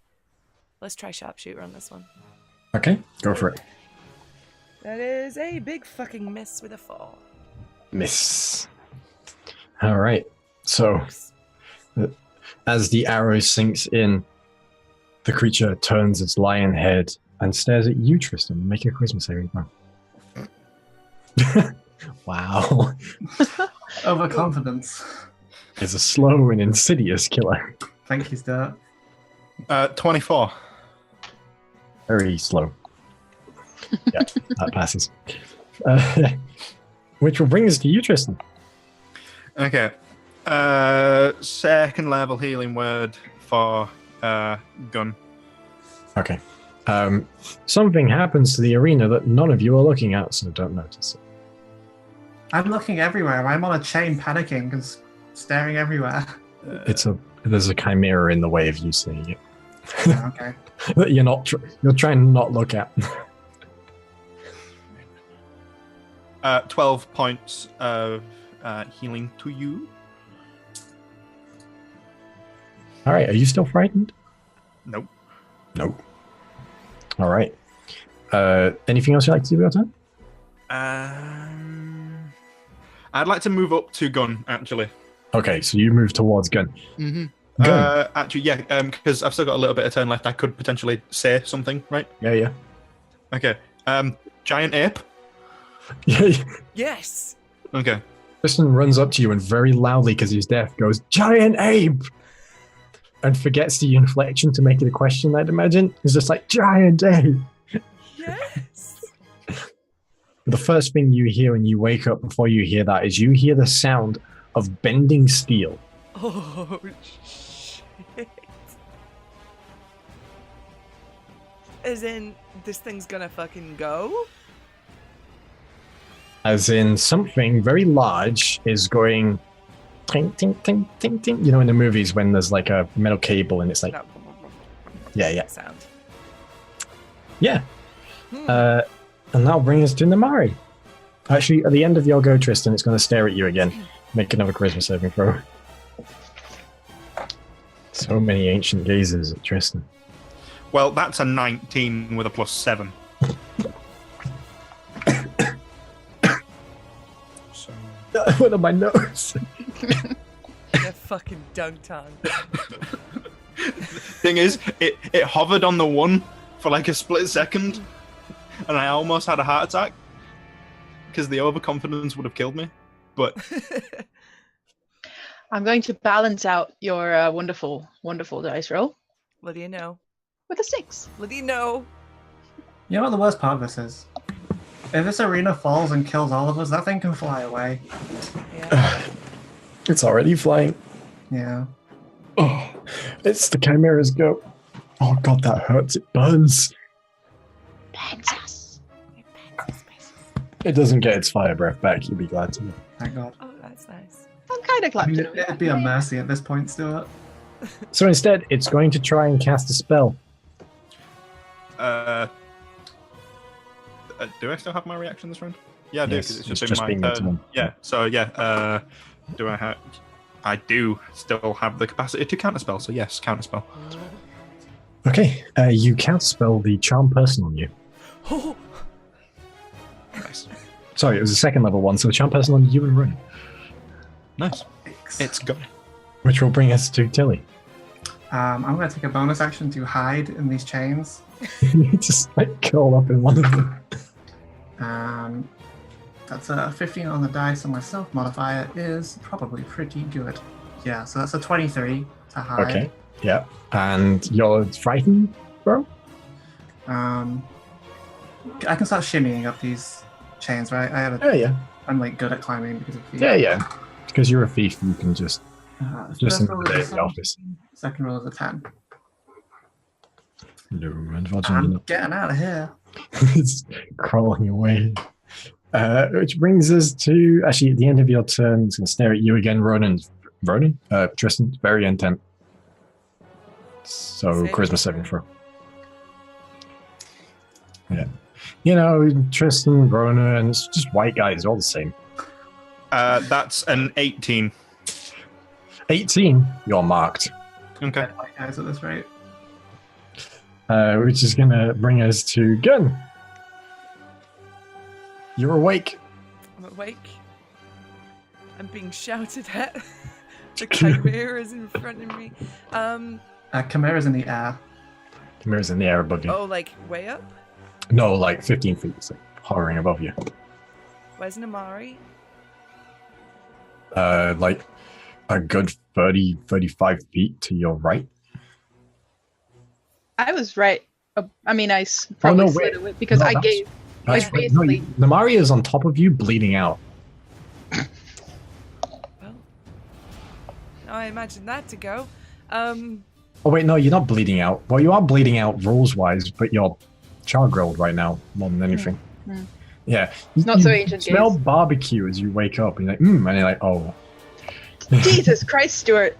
Tristan, tactful as ever, is yelling about gorillas to you. I will, Giant ape, dead friend. you failed 2 saves. I have a potion. I'm gonna pull out the potion. Before you do that, just to let you know that in the initiative order, Tristan is before Namari. Okay. But, okay, so just a little cross-table talk here for a sec. Jamie, are you gonna... If I don't heal Namari and I swing for the thing, could you heal her next turn, or do you want to ape? I mean, if we get ape, that's something to aggro, but it's an action to do both. But also the thing's in the air? Giant ape is huge, Okay. so you could probably reach it if it's only 15 feet up. What if it just flies higher? Then you probably won't be able to reach it. Whereas your axe can reach it. My axe can reach, is the thing. You could ape, like... Namari once I bring her back. That's new. Yeah, that would be strange. Fair. Then you've got Right. me with my axe, and then we still have the ape. You can still do spells. Fair. You know what? Yeah, why not? Okay. Someone will be in here at some point. So ancient gaze might not be enough for Namari, but tiny dwarven gaze might be. I pop up my potion, shove it in her face. Thanks for the And I concern about rage. your halfling teammates' location and status. We don't see you. You're Yeah, no not- one sees you for most of the don't fight know where anyway. you They went. probably assume that you're on his back stabbing it or something. How I wish I was, Stuart. I never know where Tilly is in a fight. She's just somewhere. Oh, get better at not being frightened then. I'm sorry, I have no wisdom modifier. That literally cripples me. Someone else here has a negative? I can't fucking do shit. Anyway, Namari, you are. It's 2d4, right? Pretty floppers too. Plus 2. That's two. Bad at dice, okay? Yes, you are. No wonder you prefer systems where people have to roll as few of them The as possible. power of love. It's 10. Yay! I mean, 2d6 is Oh. more dice than 1d20. Lower variance though. Oh. All right. And I now rage we're in into- my bonus action. Angry pouring. You wake up, Namari, Okay. with probably like a really sore tooth from where the glasses is tonking. Ronan's go. Actually, at the end of your go gun, more ancient gaze at Tristan. Uh-oh. Make And your what- fucking save, I swear to God, Jamie. Charisma saving throw.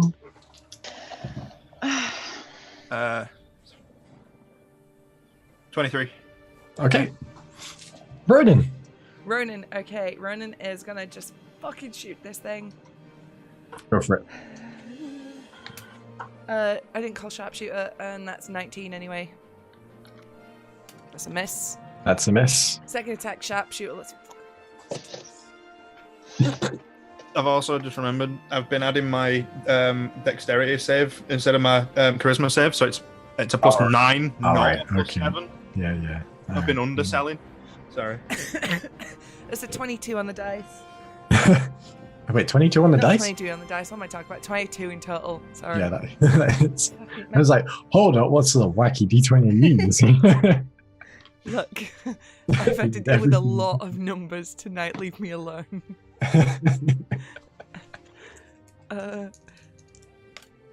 Alright, that's 16. 16. That's on you. Wait. That's 2d8 because it's the 1d8 from the bow, 1d8 from Colossus Slayer. It's a D10 from Colossus It's not, Slayer. it's a d8. Is it? Yep. Oh, I thought it was a D10. Oh, okay. And then plus 5 for the bow. Plus sharpshooter. Didn't sharpshooter that one. Didn't you? Oh, okay. That's why it's so low. Wait, did I Alright. say sharpshooter? I literally cannot remember like 15 seconds ago. It's okay. It's okay. Just checking something. The swarm that Colossus Slayer was a D10. Oh no, it's a D8. All these years. Never played a ranger. So. Oh, I have for like one session. Okay, so 16. 16. Ooh. All right. So the arrow sinks into it once more. This creature is just littered with arrows at this point. And at the end of your turn, Stevie says in chat, buff it to d10, he needs the damage. we'll talk about that. Ancient gaze at you, Tristan. God, it really wants Tristan. Since it's a plus 9, it's a 23. Oh, lordy do. Yeah, it's the lion has the spellcaster, and Tristan keeps spellcasting, counterspelling. Which, speaking of which, it's Tristan's go. Okay, so everyone's currently conscious, right? And from what I remember, the plan was Namari is going to now be a giant ape, despite the fact that Namari was unconscious when we came up with this particular plan. Yep, Namari hasn't been consulted about this. Does this make Namari a willing or an unwilling creature? I suppose you'd have to ask. You can't ask us. You're muted, by the way. I have spells left. Oh, you have spells. Okay. And Eldritch Blast, you know? An Eldritch Blast. I've come up with a really funny combo, but it'd take 2 turns to do. Giant ape Tilly. No. Far away. Dimensions are really high up. Wait for the round to get back to me, and then giant ape on top of it. That would be great. Do Do it. it. Do I it. mean, we're trying to do it. This is supposed to be a spectacle. Yeah, right? That was the whole point. Fuck it. I mean, it was supposed to be spectacle, but also is this the time and place for stunting? I might as well, yes. It's always Always. the time and place, so fuck it. All right. Yep, that's what I'm gonna do. Okay, so you dimension door how high? I can do it up to 500 feet. 500 feet, but since If you dimension door 500 feet in the air, you'll be on the other side of the bridge. judging by the amount of distance, would I have enough time to You have a fall, round in the air? you fall 60 feet around, so you could go like 90 feet. And Yeah, I'd like to do that, please. okay, so you go up and start, and you immediately open up in the air and start falling. Okay, Cabera can move. which brings us to Lamari. But if it's not going to look up, this might work. I'm gonna cast Mind Spike. Okay, you're gonna mind The spike. only higher damage spell I have. A wisdom save. Wisdom save. That is a 15. It's going to use its last legendary Oh, resistance. God damn to it. pass that. It still takes half, which means... Ooh, not bad. 11, It's D10. Oh, crossbow. I thought 6, crossbow was a D10. 34, halved to 17. Okay. Psychic damage. 17 psychic damage. Ooh. Okay. So you see as one of the head racks and rears around as you cast this spell towards it. It is going to bring it to its turn. Unless there's anything else you'd like to do with your turn? I'm gonna take another health potion. It probably won't do much, but... Yeah. All right. And on its turn, does it get its fire breath back? It does not. I rolled a 4. So in that case, then, it is going to cast a spell. I could counterspell it, but it'd be at a higher level slot. You're also not in 60 feet range of it right now. Oh, fair enough. Fair enough, yeah. Yeah. I don't have anything else. And is going to cast a 5th level spell on Ronan. Oh, Hey. I keep forgetting Ronan's still here, even though he's the one doing all the damage. Where is this? I seem to have lost. oh, the spell doesn't resolve. Oh, what a shame.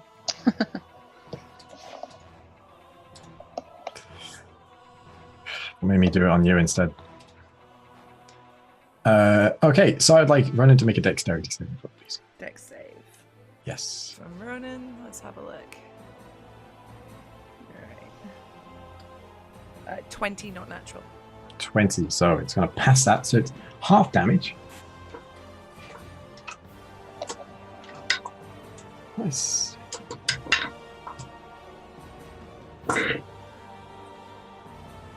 Mm, 22.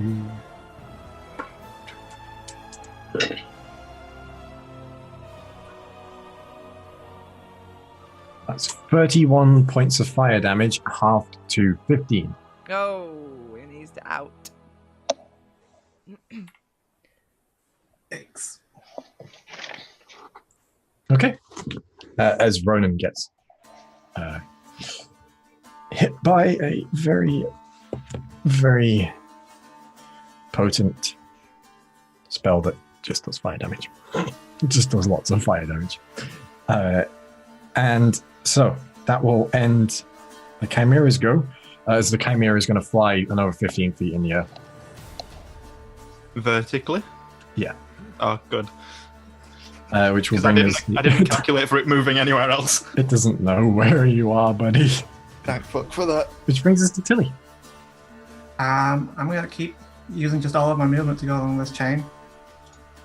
I don't know what to do here other than run away. Well, you're at the max of you're at the top of the chain now. You'll be in the stands.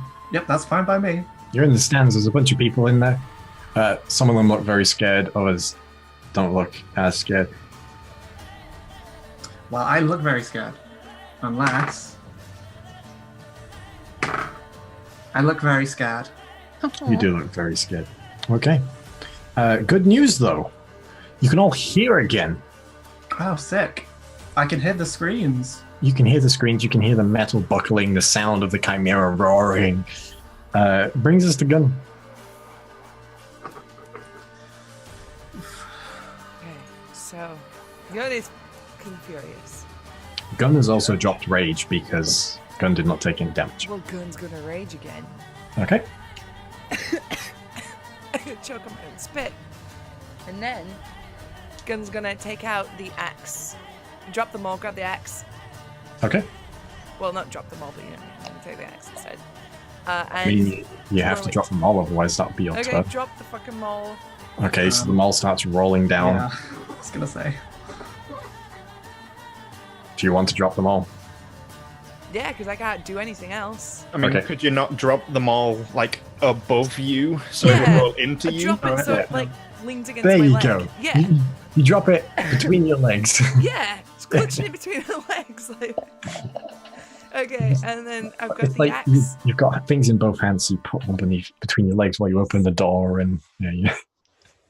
And then I'm going to use my great axe of throwing. I'm going to do it recklessly. Go for it. Oh, motherfucking crit. You crit. Nice. Finally! Fuck! Turns Okay. ago. All right. And, because in level 9, I just got brutal critical, which means an Yes, you extra... did. an extra An extra damage die. D12. So, it's 2d12. Where's my d12s? I'm so excited I've lost my d12s. 3d12s. 2. Where is it? Yeah, it's 3d12. Okay.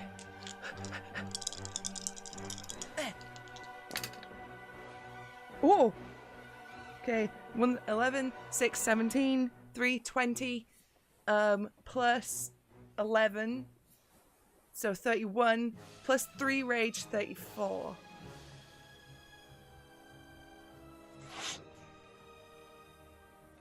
How do you kill this chimera?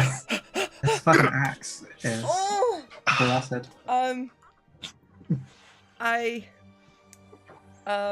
It's gonna fall on you. I know. Styling it out, I hold my axe and like throw it, and I hit it right in the fucking third eye thing, in the slitty bit on its forehead, Yeah. All right. and So then go like, as you pull the axe out, you grab it near the handle where there's the small loop on the bottom. You start spinning it around your hand, and as it flings out towards it, it perfectly vertically aligns with the red eye. That when it catches, it doesn't, as your hearing comes back, it doesn't sound like flesh it hits. It sounds like it hits gem. And as it does, you hear this cracking sound as the lion lets out this horrifying whimper like a kicked dog as it begins to split open. And for a moment, everything goes very silent, as if the sound has been sucked out once more, before there is this rapturous boom, which rips the entire lion head apart. You hear this whistling sound of steel as your axe goes flying, and the chimera collapses to the ground. And then the chain breaks. And the entire arena goes from like that, like a trapdoor opening, and everybody begins to fall. I want to call my axe back into my hand. Yeah. And then immediately whack into the arena side, and Go for it. Make a strength check for me. okay, I'm raging.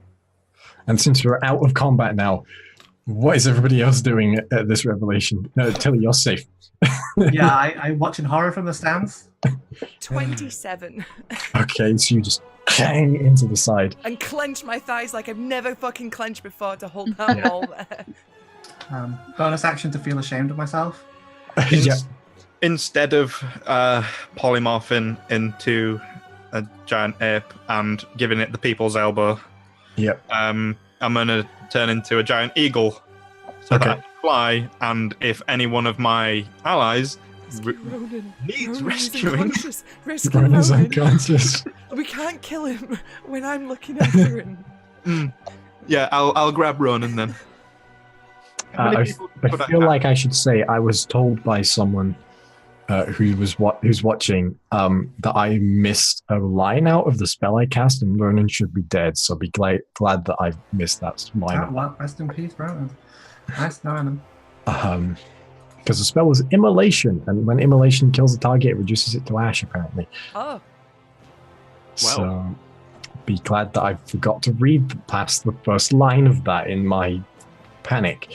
Namari, what are you doing right now? Trying to hold on to anything and regretting that I used up my warlock spells, so I can't cast wait, fly anymore. Namari's near me, right? Yeah. Grab me. Oh, are you going to do the grab them as you go past it? Can I? Yeah. All right. Make a strength check, both of you, please. Ooh, I rolled a 15 plus nothing. 15. Right. I shit you not, because I'm raging. I roll with advantage. I got 20 on both. I'm not fucking lying. 1 in 10,000 chance that is something like that. As you just grab vice grip onto Namari, just pulling her. There's no chance that she is falling right now, as there are bits of debris. The chimera crashes past into the ground. As I would like you, please, Mr. Scrooge, to roll an athletics check for me as the giant eagle. Well, that's going to be better than me, because this actually has a plus to this.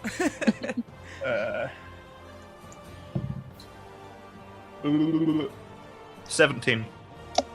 Okay. So, the two of you holding on there watch as this blur of black and red flies past in the wake of the chimera. And there is this split second where you look down and you see Ronan's limp body is falling towards the rushing river below before this giant eagle snatches his form out of midair and starts barreling back upwards. Do you think we're liable for damages? This place has no laws. They can't hold us up to it. Prove it in court. What court? So you begin to hear chanting coming from areas in the crowd as a series of wizards that are on staff here slowly raise the arena back up. You see as new chains are forged and clamped into place. And as the last one locks in and the arena back to what it was, there is that moment where everything stops before the crowd erupts into gigantic cheers and people are screaming your names and everyone's yelling and being like, "Ah, Chimera didn't stand a chance. Woo, yeah!" So is the arena level now? Yeah. Okay, so I'd like to drop Ronan down by the others, and I'd like to do victory lap flybys around everyone. I think Tilly puts her Please. hood up and Please. leaps. Make some death saving throws for Ronan as he walks out. How many? 2. 2. I have one more health potion. Well, there are 2 fails, a 9 and a 7. And I'm giving him the health potion. While Tristan shows off. I didn't realize that there were going to be 2 death saves. Then I would, yeah. While this is happening, I'm like axe up, I'm fucking showboating. I'm like,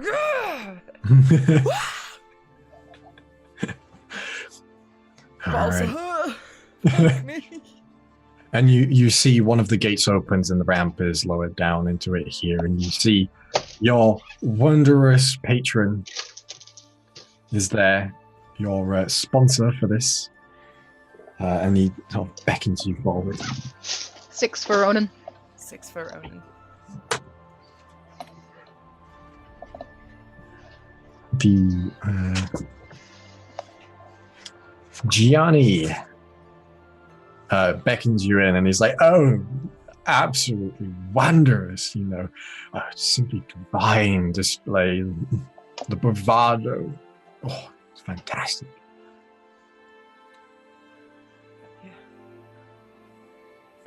How are we all feeling?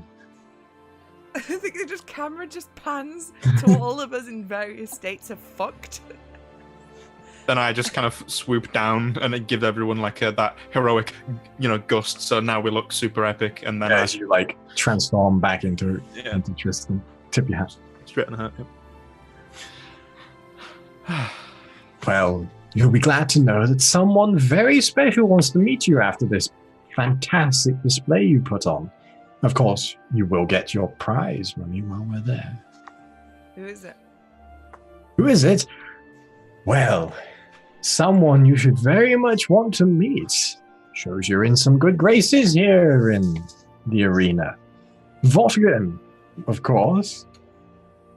The owner of this fine establishment. Oh, shit. Well, there we go. That's good, right?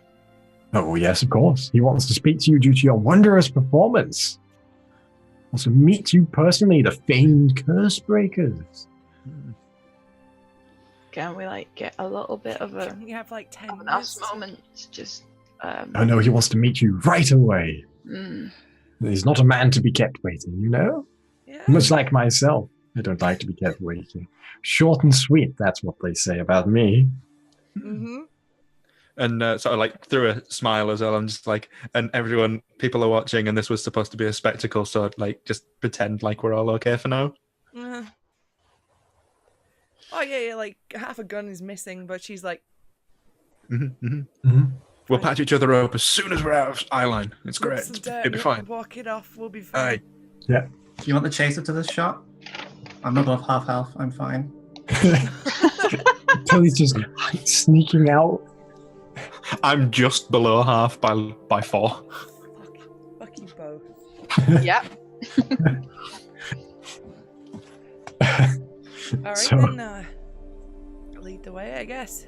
All right, and Gianni, flanked by 2 guards, leads you through the bowels of the arena here, and you can hear everyone still sort of having a good time above you. You know, the wooden boards here and the beams underneath the bleachers, and you can hear people are starting to filter out. And you can catch glimpses of conversations that are being like, "Oh yeah, when he turned into an eagle," or "Did you see when she threw that axe?" And and then one of them goes, "Where'd the little one go?" Where did the little one go? Yeah. Panning over. Where's Tilly? I think she's probably just very quietly making her way back to the rooms we have. Okay. Probably just gonna hide out in her room for a while. Yeah. So as you make your way through, you're eventually brought to the boxes. And there's these lavish, beautiful rooms here, wallpapered with these fantastic fleur-de-lis patterns. There's velveteen furniture here, and there is this long chaise longue of which there is currently 2 halflings on, because it's a full human-sized one. So there's 2 halflings end to end on it, being fed grapes by an attendant, and they're both "Oh, wondrous, wasn't it?" And you see along the back wall, there's a figure here, and they're wearing a very expensive and tailored suit. They've got black hair, which is slicked to the side. They've got tails on their suit. It's like a tuxedo suit. They have a champagne flute in their hands between their fingers, and they're currently engaging in a conversation between with 4 very tall robed figures that are wearing these sort of mid-grey patterned Celtic or Scandinavian patterned robes that have got their hands clasped together with the robe sleeves over the top, and their faces completely occluded by this. But it seems to be quite it doesn't seem like a morose conversation anyway. It seems fairly pleasant. And as you get in, Gianni goes, he's right there. May I present to you all the curse breakers? Aren't they wonderful? Aren't they? Look at them, just dashing. Oh, look at the glow of sweat from them. It's delightful. On the way, On the way, I used my last 3 first level spells to healing word the most sensitive.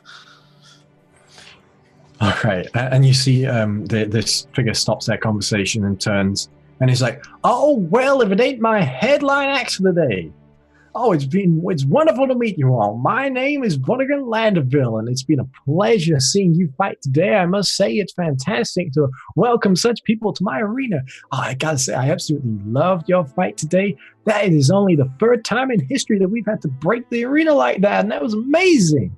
Ah, I gotta say, not quite as good as the time where the entire arena almost fell out and I killed maybe like 200 people, but yeah, they chose to buy a ticket here. They know the circumstances of this and everything. You know, everyone likes a little bit of adventure.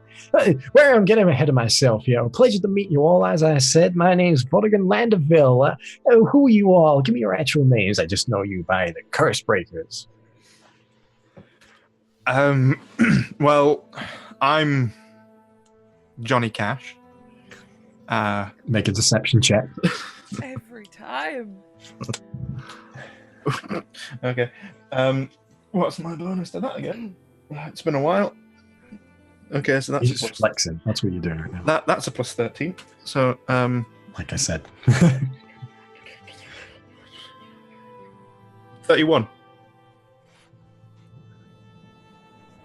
He actually has a chance of passing this insight check. I mean, I also have that scarf. Natural 20. Ooh. Well, Mr. Cash, I'm sure that is your name. How about the rest of you? I'm Gunhild. Nice to meet you, Miss Gunhill. Amari.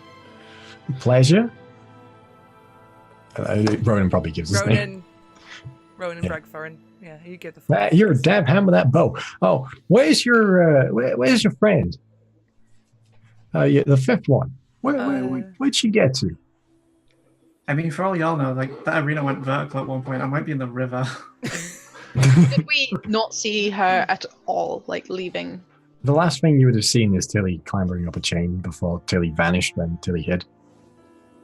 Gun's perception is like -6, so she wouldn't have seen it. I mean, mine's 15 passive, but I was also dead. Well, dying a lot. Ronan has 18 passive. Tilly rolled a 23. Nope. I have a 21, so I wouldn't see as well. Yeah. Where is No. she? She does that though sometimes. She's here and then she's gone. Oh, well. One of them roguish. Well, what's her name? Tilly. Tilly. Mm-hmm. All right. My fucking name around these places. Oh, cool. Good. Oh, where's she from? Here and there. All right. Okay. Yeah, she reminds me of someone back. Back when. Well, she reminds me of a family back home. But I digress. It's not important right now. What is important is how amazing you did, and it is my pleasure to give you all your paycheck, as it were, in person. Of course, you, Mr. Benner, you're going to get your paycheck as well, but right now it's the time for the winners. So I present to you your 10,000 gold prize for the day's events. And you see as an aide comes over with this gigantic sack, and it's just like along the floor, and it's like, oh, here you go. I assure you it's all real. I don't doubt it. Just Would I- insight check that motherfucker, please. Mhm. I was about to say, even though I say I don't doubt it, I doubt it. Can I, like, do maths? Ronan is also going to insight because Ronan doesn't. How are Ronan's we a being suspicious those boy. people? You got a 10. 19. It seems genuine enough. I mean, You don't really. He doesn't. You haven't known him enough to know his text, and he doesn't betray any body language that would say. Yeah, but usually people that are like, you can trust me, you can't trust them. yeah, but we've also heard that the people around here are like, can be stupidly rich. So I feel like they might just be okay with dropping this 10k. You never know. Gotta be vigilant. Yeah. But I Well- also think that it would fit in the bag of holding because what's. Oh no, we got rid of a lot of stuff out of it. Yeah, but right now, 10,000 gold coins would not. Right. Okay. Some of it would. You could reduce the weight you need to carry. Hmm. Now, I apologize for making the situation a little more dour for a moment, but my friends here want to speak to one of your number, especially after the events of what happened there in that arena. You gotta understand that these are some dang fine people, but they're not so liked in their homeland, so they have to keep themselves in a little bit of a hush-hush. So may I present to you the heretics? They're here for you, Mr. Mari. What? You see the lead of them, of these figures, takes down their hood, and they are an elf.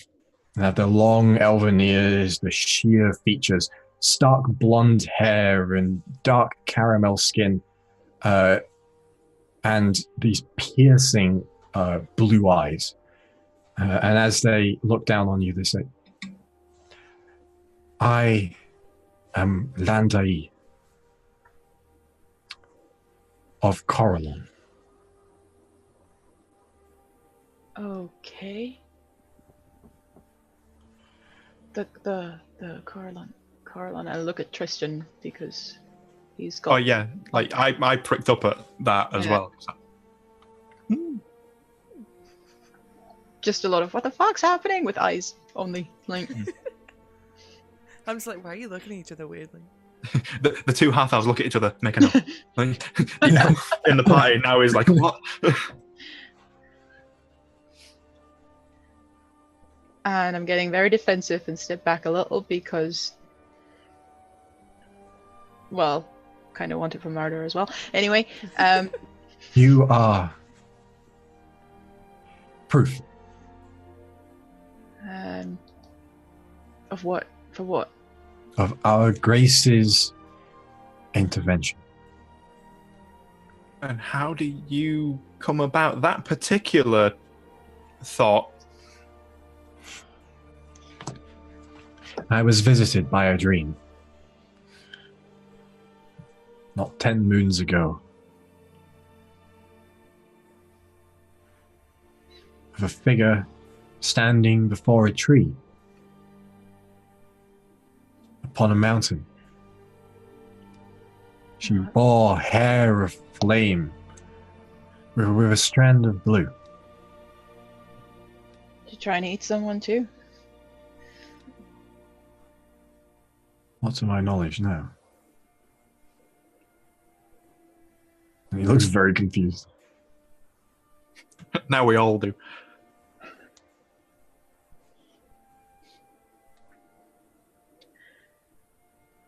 Is that a good thing? We are priests of Coral. And it is our belief that there is some of his wisdom has been imparted upon you. And we believe, or correct us if we are wrong, as your fate and your will are your own, but we believe that you would be in need of some teaching. For I would believe that you perhaps do not know much in the way of our grace. I know the name, and I know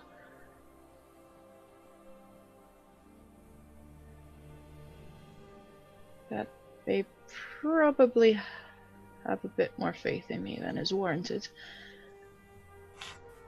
Our grace has faith in all creatures, even those of darkness. Thanks. Not to imply that you are. It is part of our myth, you see. For our Lord gave birth to a sister. What?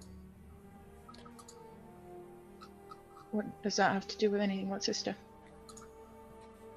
The demon of the depths. The one they call... Already character, or? No. No. We established early on that you weren't a religious type. No. Yeah. Yes. Sister to Sahin Moonbow. Loth. Okay. We would teach you this and more. We would teach you how to call upon his divine will.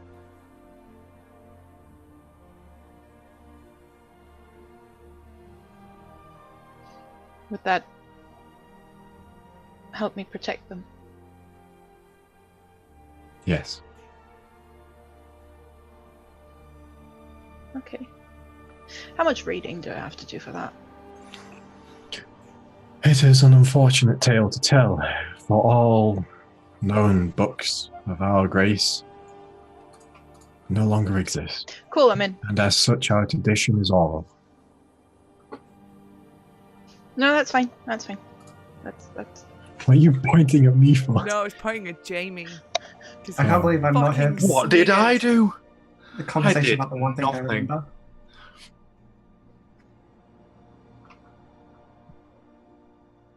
I did nothing. Would you come with us, leave your friends for a time? We would notify you. Well, I'm sure they would notify you if they were leaving. Are you okay with this? I mean, why can't we tag along? I want to fucking tag along while they're all like. You are welcome to come if you wish, but our knowledge is not ready for the full world yet. You would understand, my lord, if we did not wish to fully impart it upon yourself at this current time. I mean, I do personally have a little bit of an invested interest in Coralon, but not in such a way that I want to devote myself. But If you would like to come along in the coming time, we would be happy to tell you somewhat of his nature. I mean, yes. But how long are we? How long are we talking? It fully depends upon the ability and willingness to learn of your comrade. And he sort of turns the head back to you for a moment, Namari. And how long you are willing to spend here. As I know, you have great deeds to do and places to see.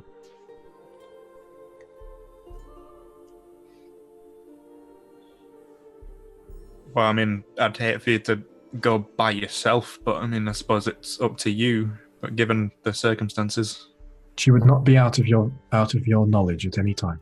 We would show you where we are and where we live. It is simply here within the city. A small temple we made. oh, so basically, I could pop in and out.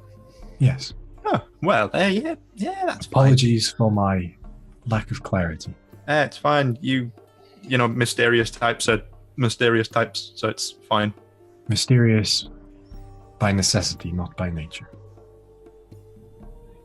Yeah, well, in that case, I have no issues with it, and if you'd have me, I'd pop in every so often to learn a few things as well. Of course. Welcome, heretic of Coralon. Okay. Do you mind if we steal you away for a moment now? Do I get some of the money? Of course. How about we will meet you in the morning? Sounds good. Yeah. It's been a pleasure to meet you, Namari. I look forward to spending many an hour teaching you our ways. Sure. You say that now. Yeah. Yeah, it'll be fun.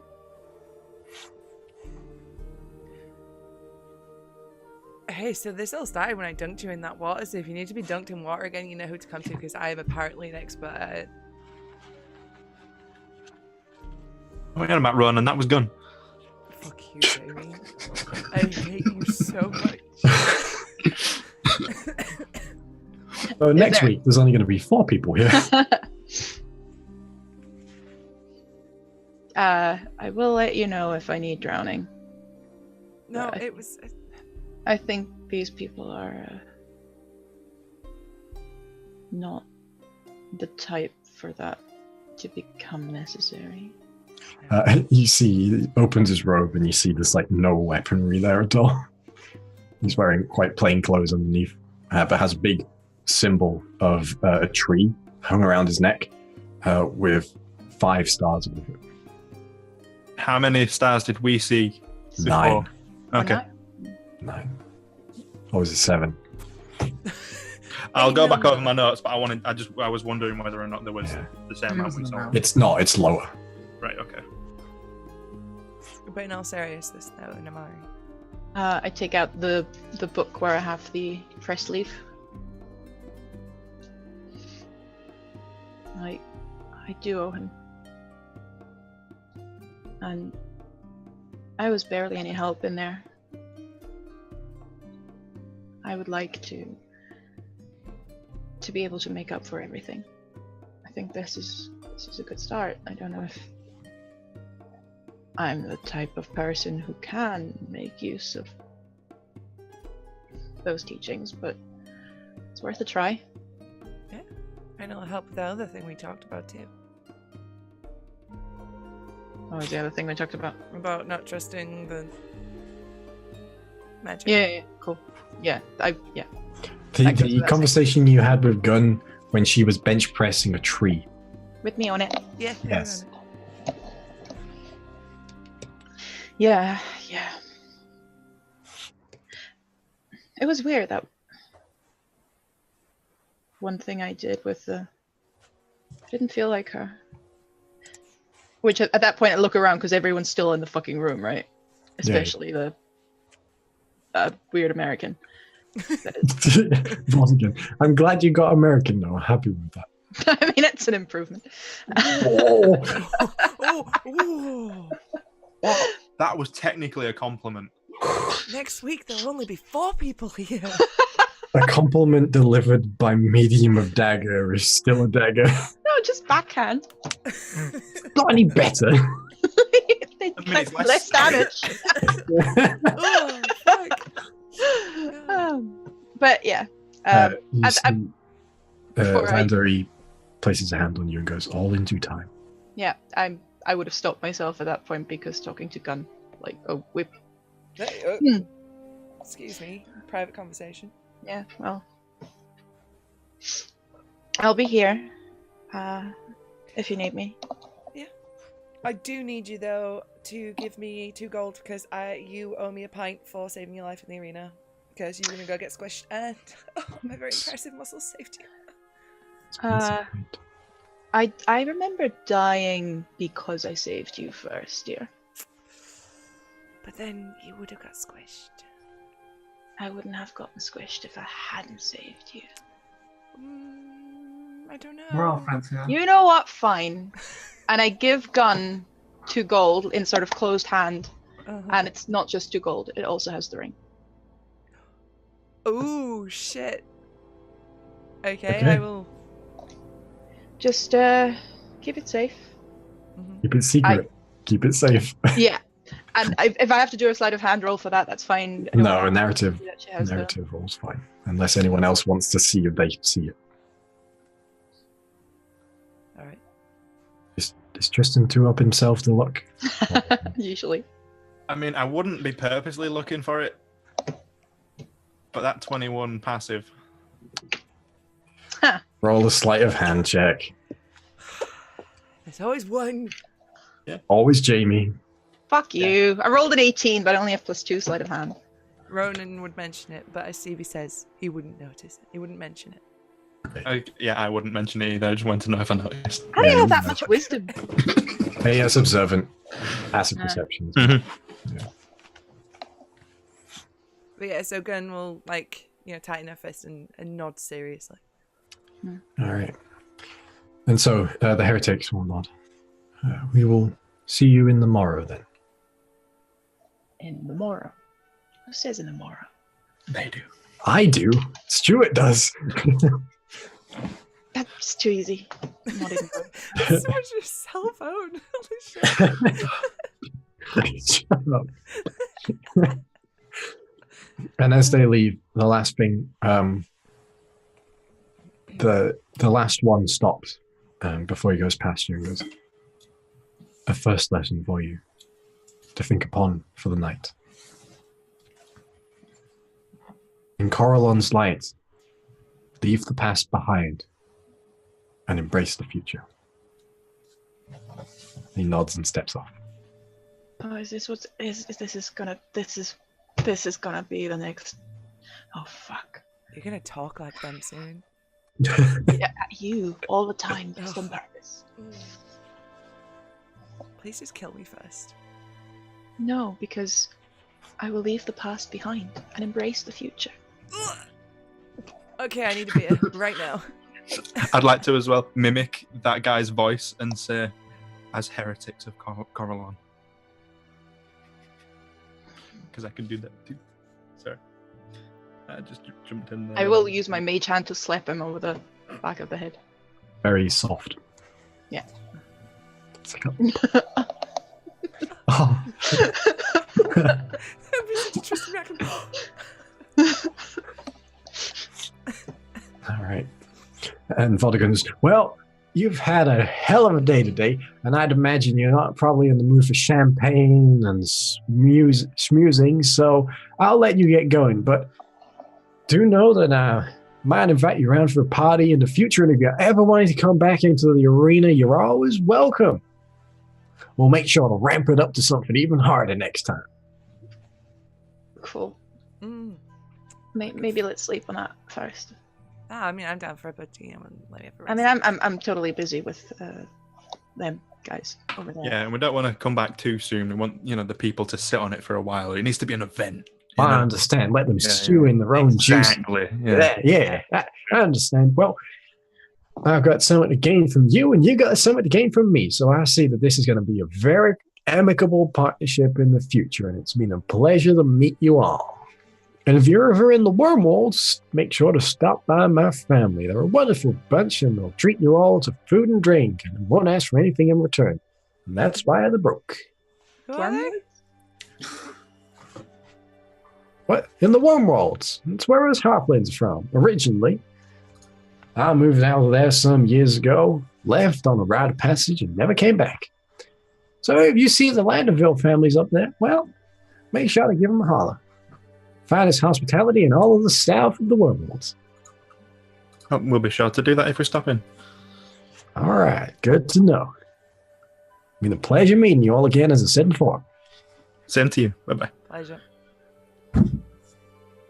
Are the people that brought that creature here? Oh, no, Mr. Icarus. Well, he left as soon as he could. Strange one, that fella. Not too fun to get along with him. But he paid down a mighty handsome fee for that sponsorship, so I'm willing to overlook it just this once. Oh, you just dipped? Well, yeah.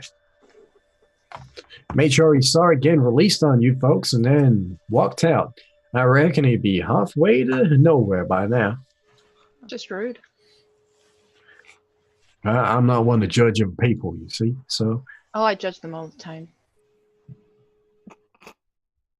That's why we love you. Yep. Come on. Okay. He sort of pats you on the leg as he's quite short, and he's just like, maybe not the best thing to tell to people, but I appreciate your honesty. Well, pleasure. Let's go. And he clasps your hands as you say pleasure, and you say, oh, the pleasure is all mine, lady. You're a fine person, and I'm glad to have met you.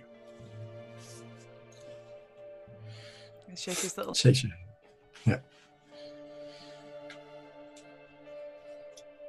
That gold now for a drink. All right. That's a mighty expensive drink. I appreciate. I mean, when... I said you... Never mind. Find me a pub. Let's go. As you make your way outside of the arena. That's where we're going to end tonight. As it's 11 o'clock. So, we'll see you all next week. Probably. What is that? Who knows right now? Lydia will not be here next week. But yeah. Namari's going to go be a nerd so we don't get her next week. Mm-hmm. I love how we know how to open a show and end a show. Yeah. Yeah. We're really I'll professional. nerd again when I save your ass. Did you folks enjoy that fight? Was that a fun fight? I didn't really take part much, to be honest. I was unconscious for a lot of it. Same. I was just so close to dropping like a giant 8 people's elbow from the sky. Like You were before guns stole your kill. I'm sure Stevie would have loved it. Sorry, I've logged in that move, and it needs a name, and it's going to show up at some point because I want that to happen. I mean, you are the people's elbow. Yes. You used Dimension Door to start it, right? Yes. The Dimension Drop. Oh, that's strong. better than what I had. That is strong. That's what I do. You need to combo it, though. You need to learn how to clone yourself. Perhaps with shadows. And then Dimension Door up, and you could do the Tristan Inamorati Barrage. Yes. Hmm. Yes, definitely. No weeb shit here. Nope. It's Return to Dimension of the Apes. I will become Hokage. What? Should we just fucking end this? Because we can't close a show. All right. Well, on that note, thank you very much for joining us, everyone. If you have just tuned in for the first time, you can catch up on all of the adventures so far on YouTube channel, which is youtube.com/Susanna Grace. And there's probably a link in the chat right now. And if you did enjoy that, give the stream a follow. Give us a follow on Twitter. Our names are below our pictures. And tell us what you thought about the show. We're always happy to hear your thoughts. And we will see you next week. Lydia will not be here. Hopefully Stevie will be back with us and he can gloat about how he's better than everybody else at damage. But until then, we will see you next week. Make sure you catch us on everywhere else we are. Thanks for watching.